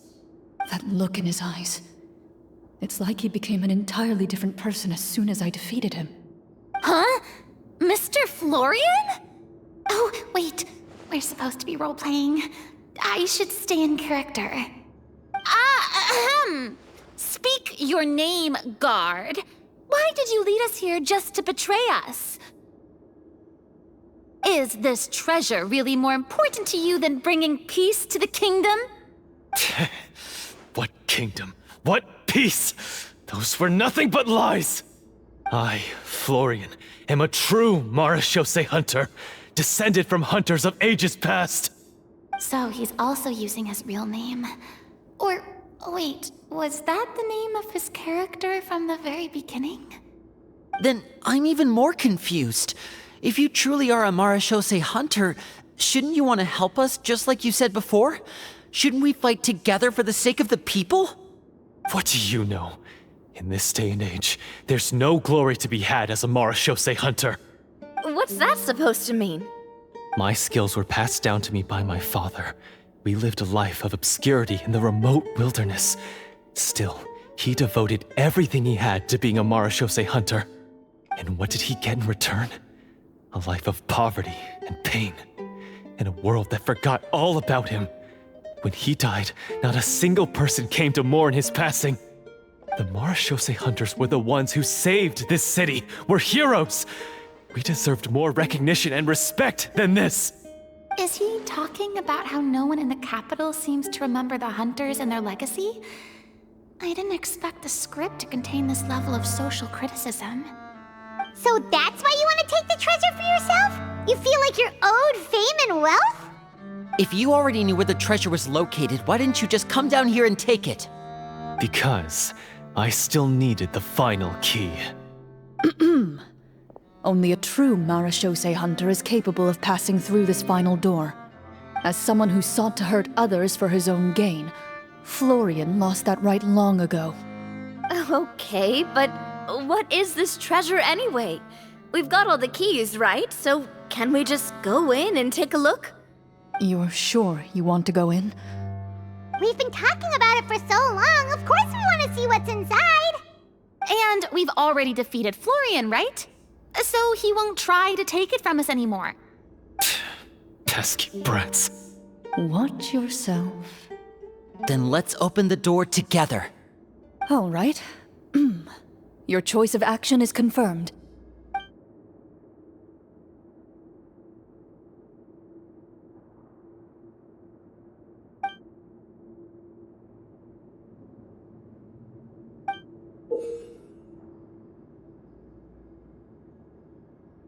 Before you, the door to the treasure, sealed and undisturbed for more than 100 years, finally swings open. You hear the shrill wail of the door hinge as it rotates for the first time after years of disuse, almost like a sleeping giant letting out an extended yawn. You get the impression that the secrets buried behind this door might be just as heavy as the sound you just heard. It's open! Come on, let's go in! Paimon wants to see what's inside! Ooh, me too!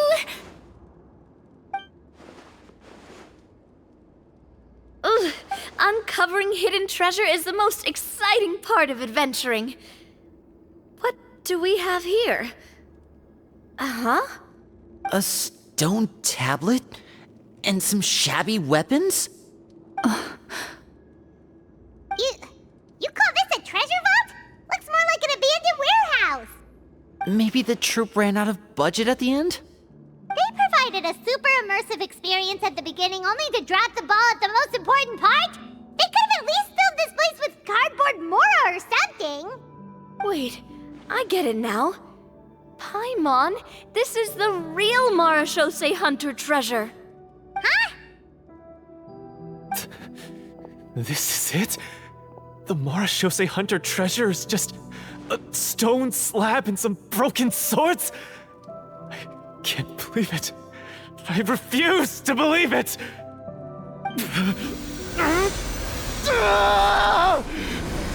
Whoa, are you okay?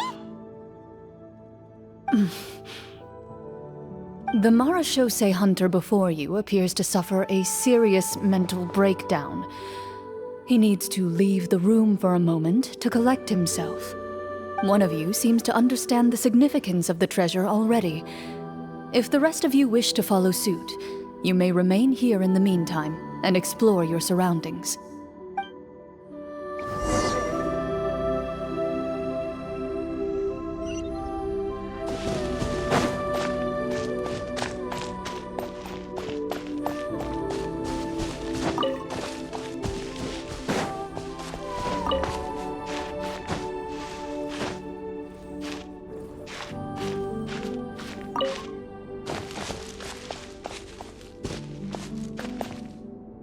Walter.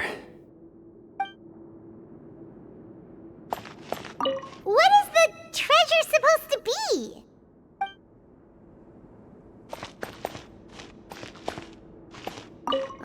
The names on the tablet. The old and broken weapons.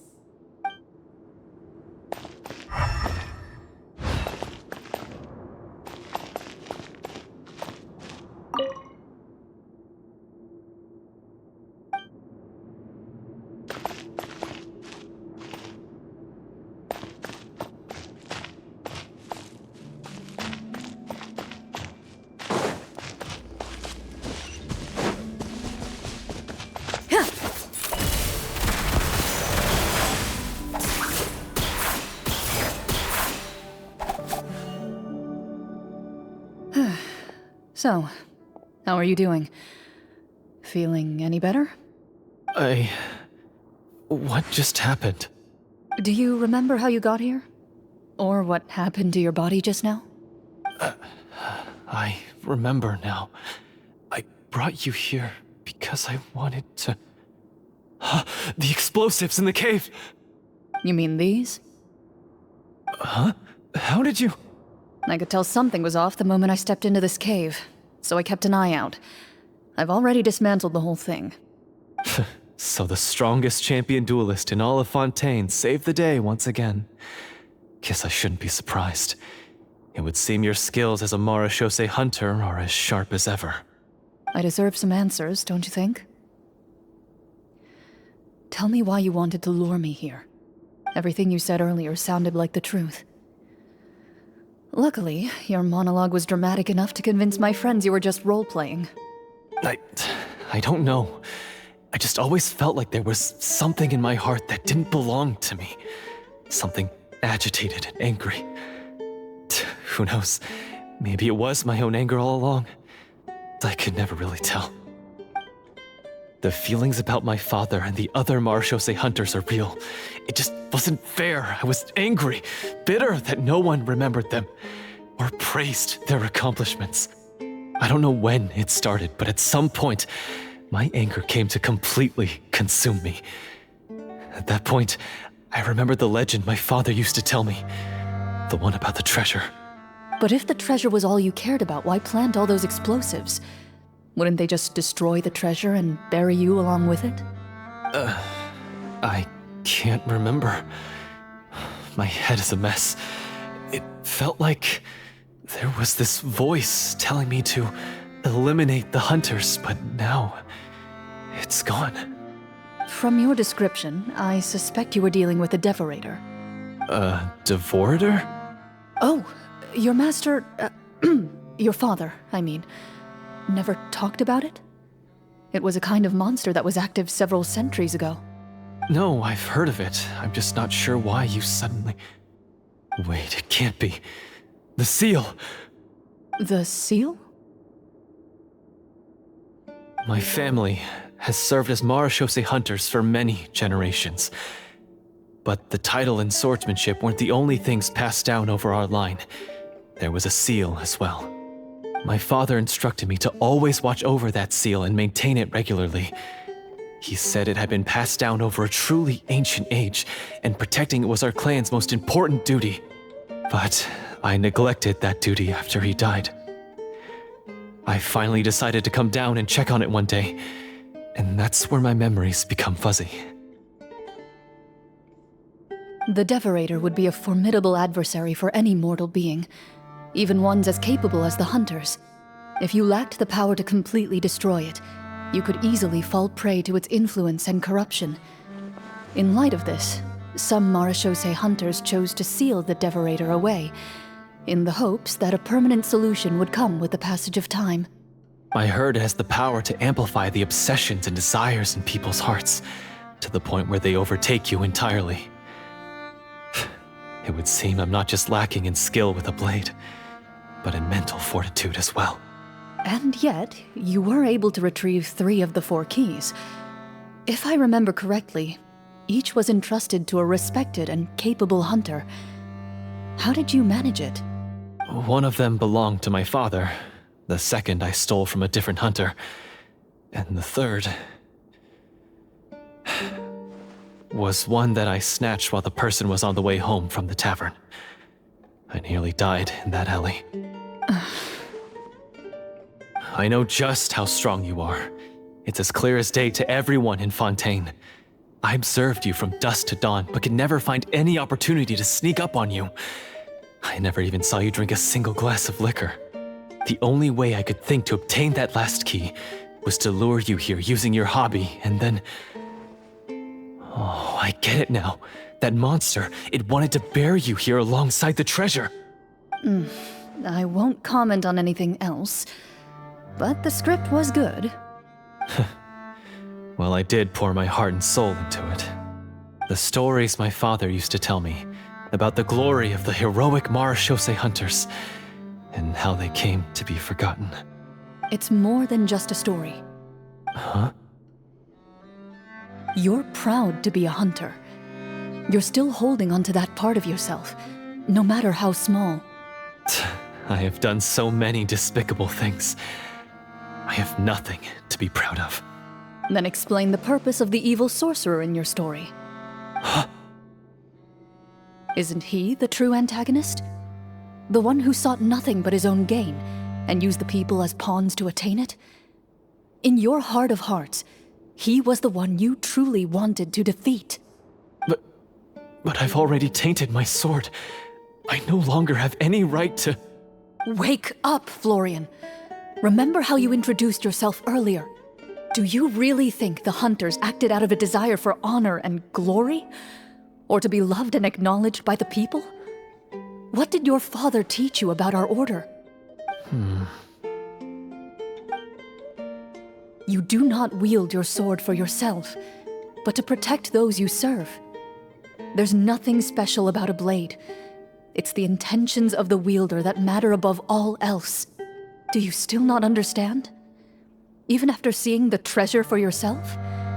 The contents of that room, they represent the true legacy the hunters left behind. You're right. I am a Marechaussee hunter. It's time for me to redeem, no, to finally serve the people I vowed to protect all along. I wouldn't be so quick to push aside the need for redemption. I know. That's a charge I won't bother to defend myself against. Good. Then, come with me, and help me see the script through to the end. Huh? See the script through to the end? But there's no more script left. Never finished it, huh? No, I mean, I wrote the script with the sole purpose of luring you all here. There was no reason to write beyond this point.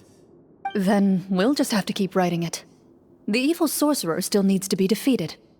You mean the Devorator? Are you saying I have to make up the rest of the script as we go along? Is that really so hard? You've already written most of it. Surely you can write an ending where the hunters win and justice prevails. I'll be there to help you too. You aren't afraid your party will fall into danger? I know what my friends are capable of, and they're all quite skilled. Besides, I need their help. Then, are you going to tell them the truth about all this? I don't intend to spoil the fun. Sometimes, protecting dreams and fantasies is more important than exposing the truth. Don't you think?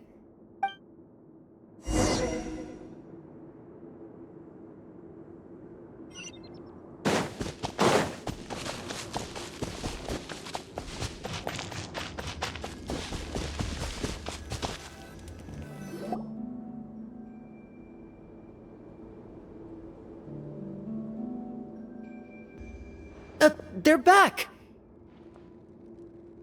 That took a while. Ahem!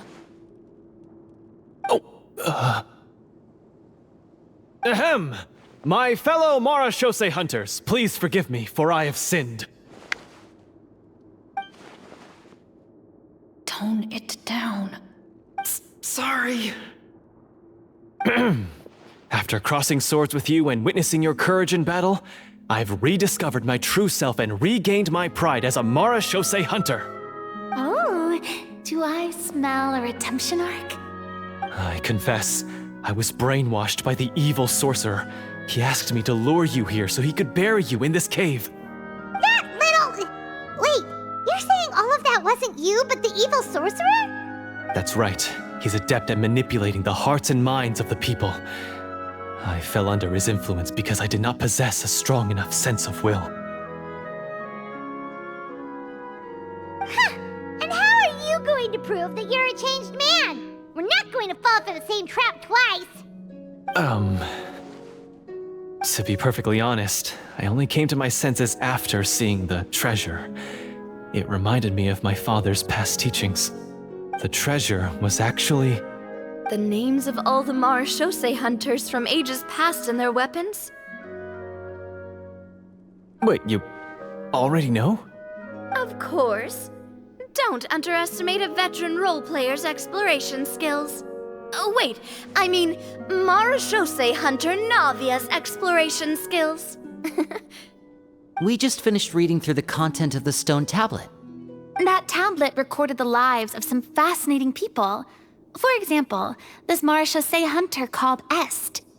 She inherited the responsibilities of the Golden Hunter and passed judgment on many people.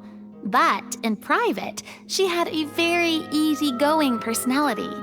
Her favorite pastime was singing and dancing with her friends, and she was said to have a beautiful voice. So, she was just like you. Oh, you really think so? Well, when you put it that way, I suppose I also have a few things in common with this Walter. Working as an executioner, he supposedly used a countless number of tricks to confound his enemies in battle. Oh, if only I could have seen the feats of magic he pulled off back then. Their lives were all so exciting. You could write so many cool books about their accomplishments. How could they have all been forgotten? Because they chose to be. To hunt monsters that only appear in the shadows, you must also operate in the dark. To be a Marashose hunter is to willingly give up on wealth and fame. Then this stone tablet must have been left behind by their companions. That's right. Few Marashose hunters ever revealed their identity to the public.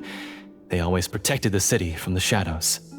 The only time they spoke of their accomplishments would be at night, when they gathered with their fellow hunters in front of the bonfire to share stories of the monsters slain by their hand.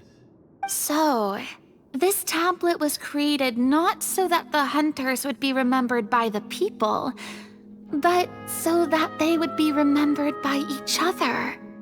No wonder this place was so well hidden. You regard the stone tablet in solemn silence. The names of your comrades etched onto its surface serve as a reminder that you are never truly alone. The tablet proves that, although a hunter walks a shrouded path, it is not a solitary one. There will always be those who walk beside you, a fact that remains as true today as in ages long past. Their legacies shall continue to be passed down from generation to generation, as everlasting as the stone onto which their names are carved. Father, you once told me that I should seek out the treasure if I ever became lost. So this is what you wanted me to find.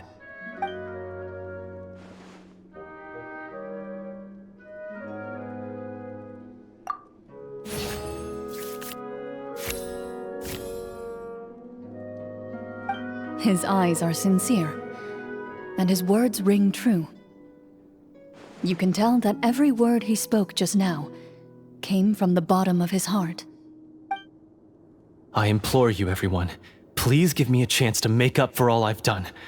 Allow me to fight alongside you and defeat the evil sorcerer that threatens the peace and prosperity of everyone in this kingdom. Well, I say we let you join. Sounds good to me too. Everyone makes mistakes. What matters is what you do to make up for them. I have no objections, but Mr. Florian, do you even know how to defeat the evil sorcerer? When he took over my mind, I gained some insight into his thoughts. Every time I thought of the treasure, he reacted with a strong sense of fear. Huh? He's afraid of the treasure? But there's nothing here except some broken weapons and the stone tablet. What if the secret's hidden inside these weapons? GM, permission to investigate.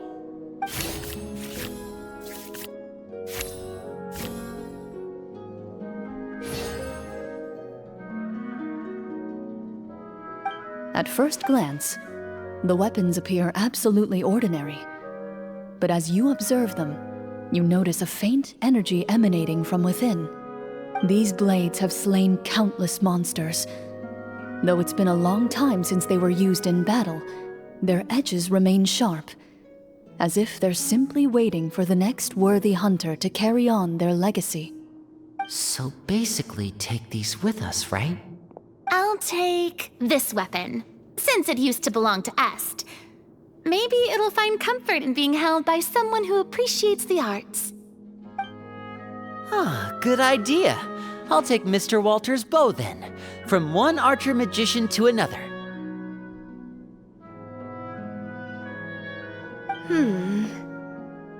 Paimon's gonna pick a cool weapon too!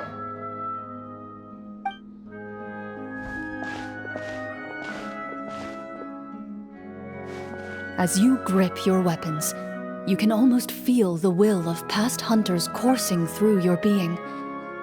It's a feeling of courage, determination, a silent vow passed down from generation to generation that says, eradicate the monsters, no matter the cost.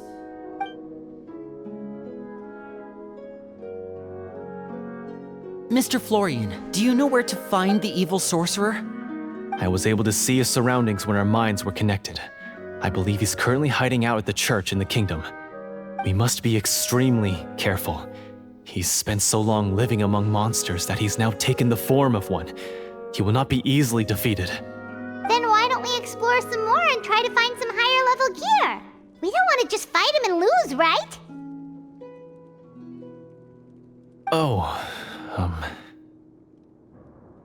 No, we have to strike now. He was greatly weakened when I managed to break out of his control. If we let him rest, he might have time to escape. I agree with Mr. Florian. We've got to act while we have the advantage. Don't forget, the people of the capital are counting on us. Yeah, now that we've got a plan, there's no point in waiting. The longer this drags on, the worse it will be for everybody. Yes, that's what's called... Yes, that's exactly right. Alright, you've persuaded Paimon. Mr. Florian, please lead the way. Of course. Follow me. He had to set up so many scenes today, and now he has to join in for this last part. I really don't envy his job. Finally, you decide to slay the evil sorcerer and bring peace back to the kingdom once and for all. As you walk away, you feel the gaze of the stone tablet at your back, as if all the hunters of the past are wishing you success in the battle ahead and awaiting your triumphant return.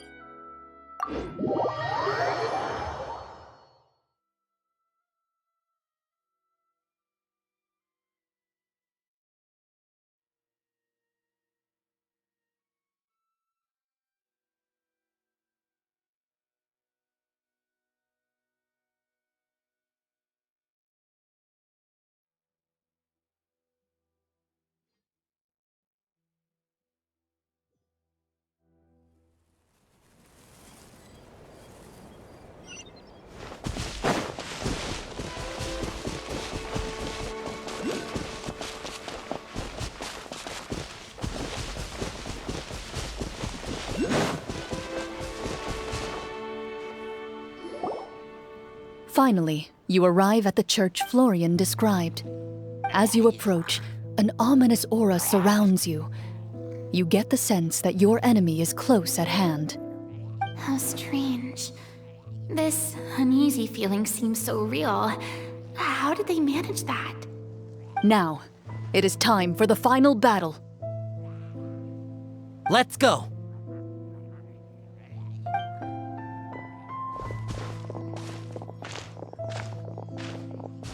Florian, wait. What's wrong? I think you should wait outside. You've already been corrupted by the Devorator once. It could easily re-enter your mind and take control of your body. I don't think it's a good idea for you to be this close. If it corrupts you again, it's possible you might take on a new form entirely. That's exactly why I have to go. Why I should be at the very front. You mean... Yes. I intend to lure it into my body. That's too risky. If things get out of hand, I might have to kill you. Do you understand how dangerous this is? I understand, but if I do this, you'll have a clear and visible target. The Devorator will have a hard time passing up a chance to enter a body it knows how to control. You won't have to worry about any of your friends being taken over. You're not like me, Miss Clorinde. You're a just and powerful marechaussee hunter. The monster broke free due to my error. It's only right that I shoulder the responsibility for its destruction. This is... something that I have to do. Consider it a duel to restore my honor. My only request is that you give it your all.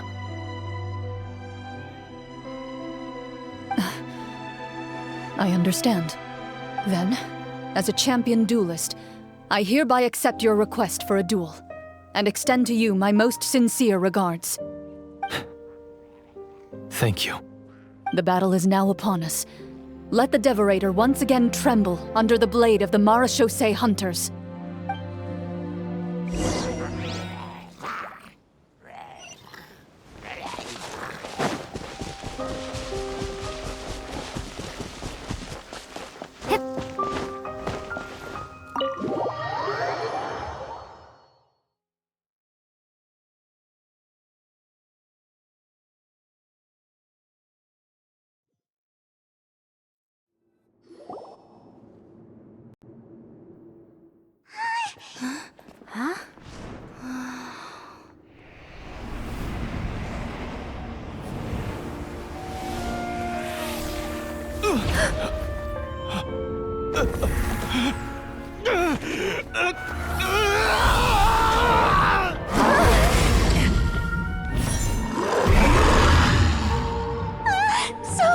So lifelike!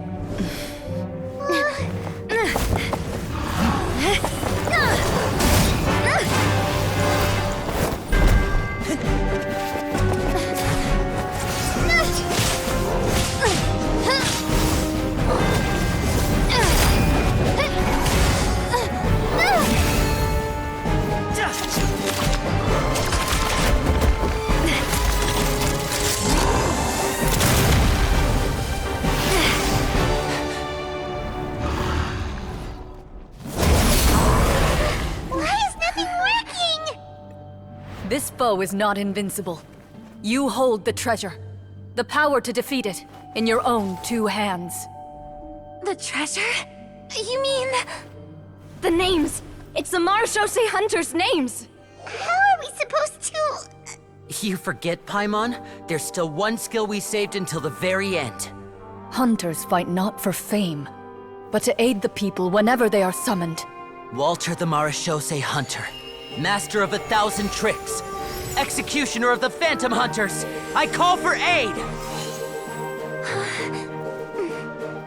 Est, the Marechaussee Hunter, inheritor of Cassiodor's will, judge of the Shadow Hunters. Answer my call!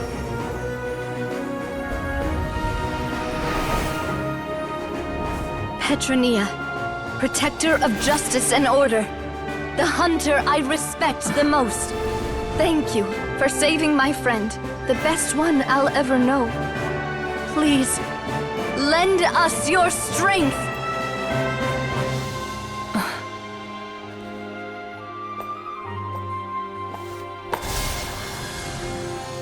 We have come to answer your summons.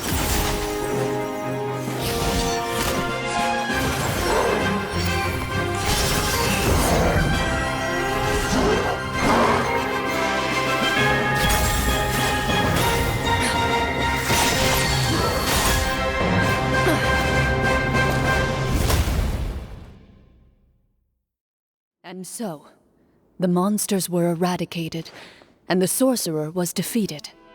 Peace soon returned to the capital. Those in the court, manipulated by the sorcerer, also recognized the errors of their ways.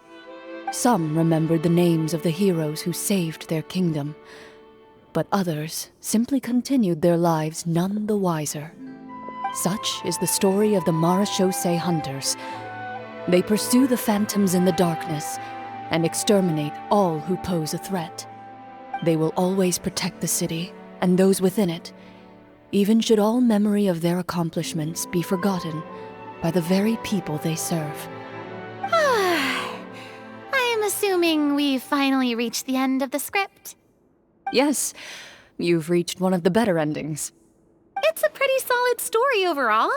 I thought it was just an ordinary adventure at first, but the further we got into it, the more impressed I became with the production and the plot.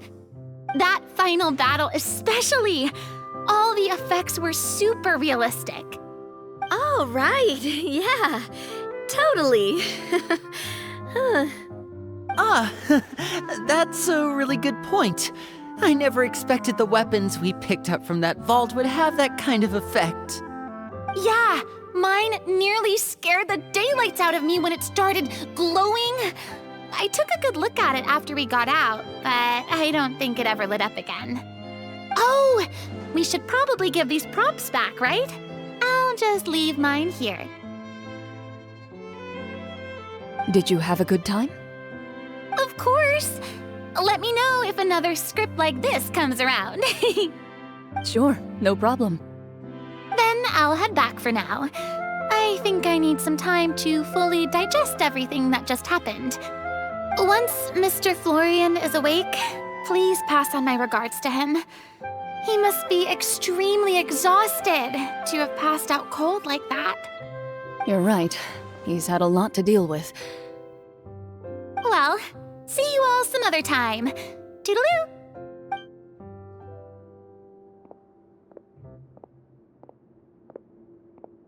Okay, so, can I ask now? I think it should be fine, yeah. What in the world was going on back there? So you saw through all of that? That time in the cave when you told us to close our eyes, it'd be weirder if we didn't notice anything. I was dying of curiosity the entire time. I mean, you did a pretty bang-up job of pretending nothing had gone wrong. Farina actually looked like she thought all of it was planned. Guess none of us wanted to be the one to break the illusion. What are you all talking about? Oh, wait. Don't tell me Paimon never... Oh, this is all my fault. It's not too late to cover your ears. Here, Paimon, I'll do it for you. Bit late for that, don't you think? You're saying everything that happened back there wasn't actually part of the script? It's probably more accurate to say this was never a real scripted story to begin with. What? So loud. My head. Hey, you! Get up right now and explain yourself! No shaking, please! Oh, my head.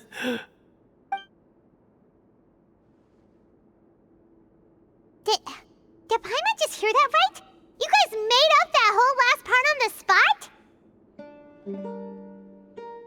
It's not nice to lie to people, but Paimon's gotta admit, that was a really good story, Florian. Oh, and nice improvisation, Florian! Yeah, it was like watching a magician improvise a spectacular magic trick after forgetting an important prop.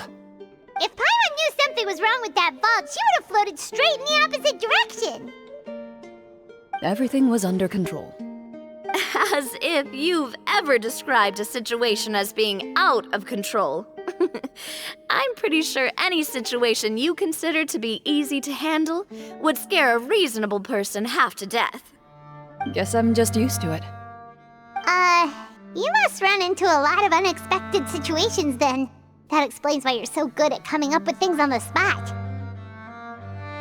As for you, Florian, I know there's no excuse for what I did.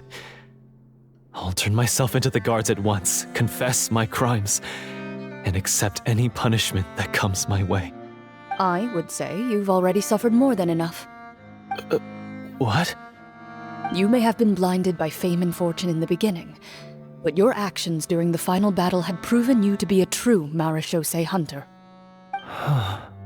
You'll be far more used to the city above ground than below. Your job as a hunter is more important. But... Of course, you'll still need to take the keys and pay a personal visit to the 2 hunters you wronged. Prepare to accept any terms they give you as well. Yes, of course. As far as I'm concerned, though, your showing in the duel was enough to prove your honor. Then I'll do exactly as you said. I'll go return those 2 keys right now. Thank you so much, everyone. I'll do my best to prove myself worthy of the second chance you've given me. I swear this on my name and honor as a marechaussee hunter. Until we meet again, everyone.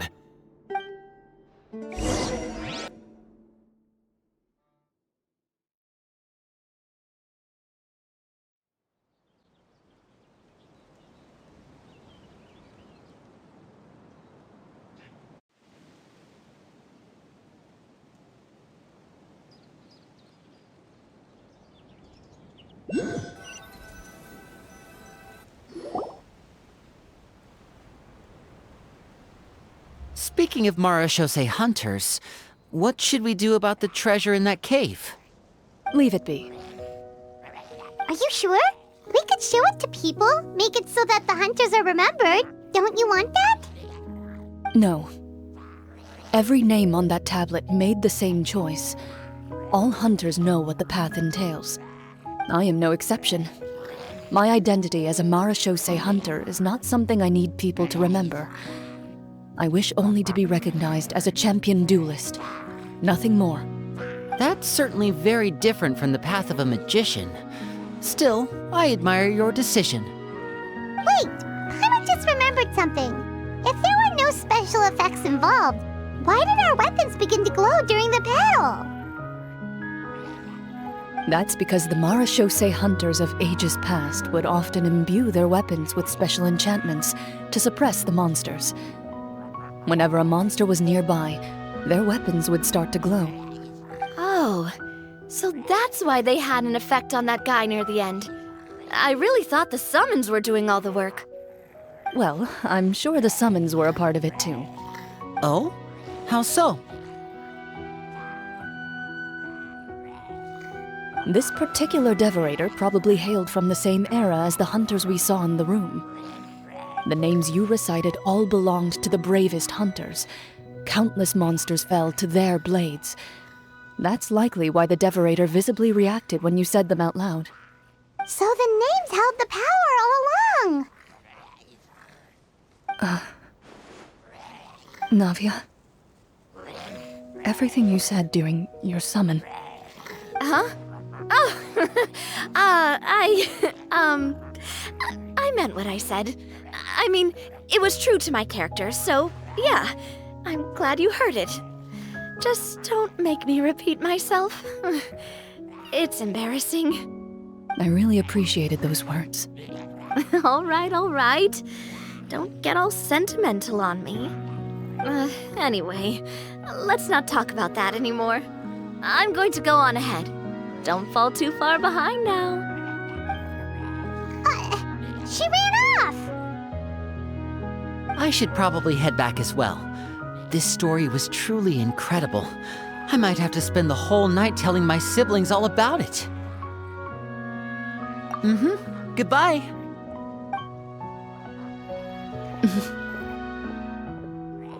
Traveler, Should your name and deeds be forgotten, what do you think the significance of your journey will be?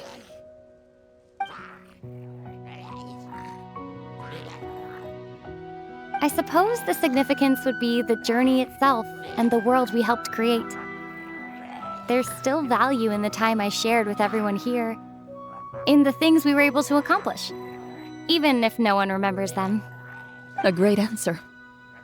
I'll remember it. Me? The Marachose hunter says nothing in response to that question. Perhaps her answer lies in her silence, an unspoken vow left to echo through the night. The path she walks needs no explanation.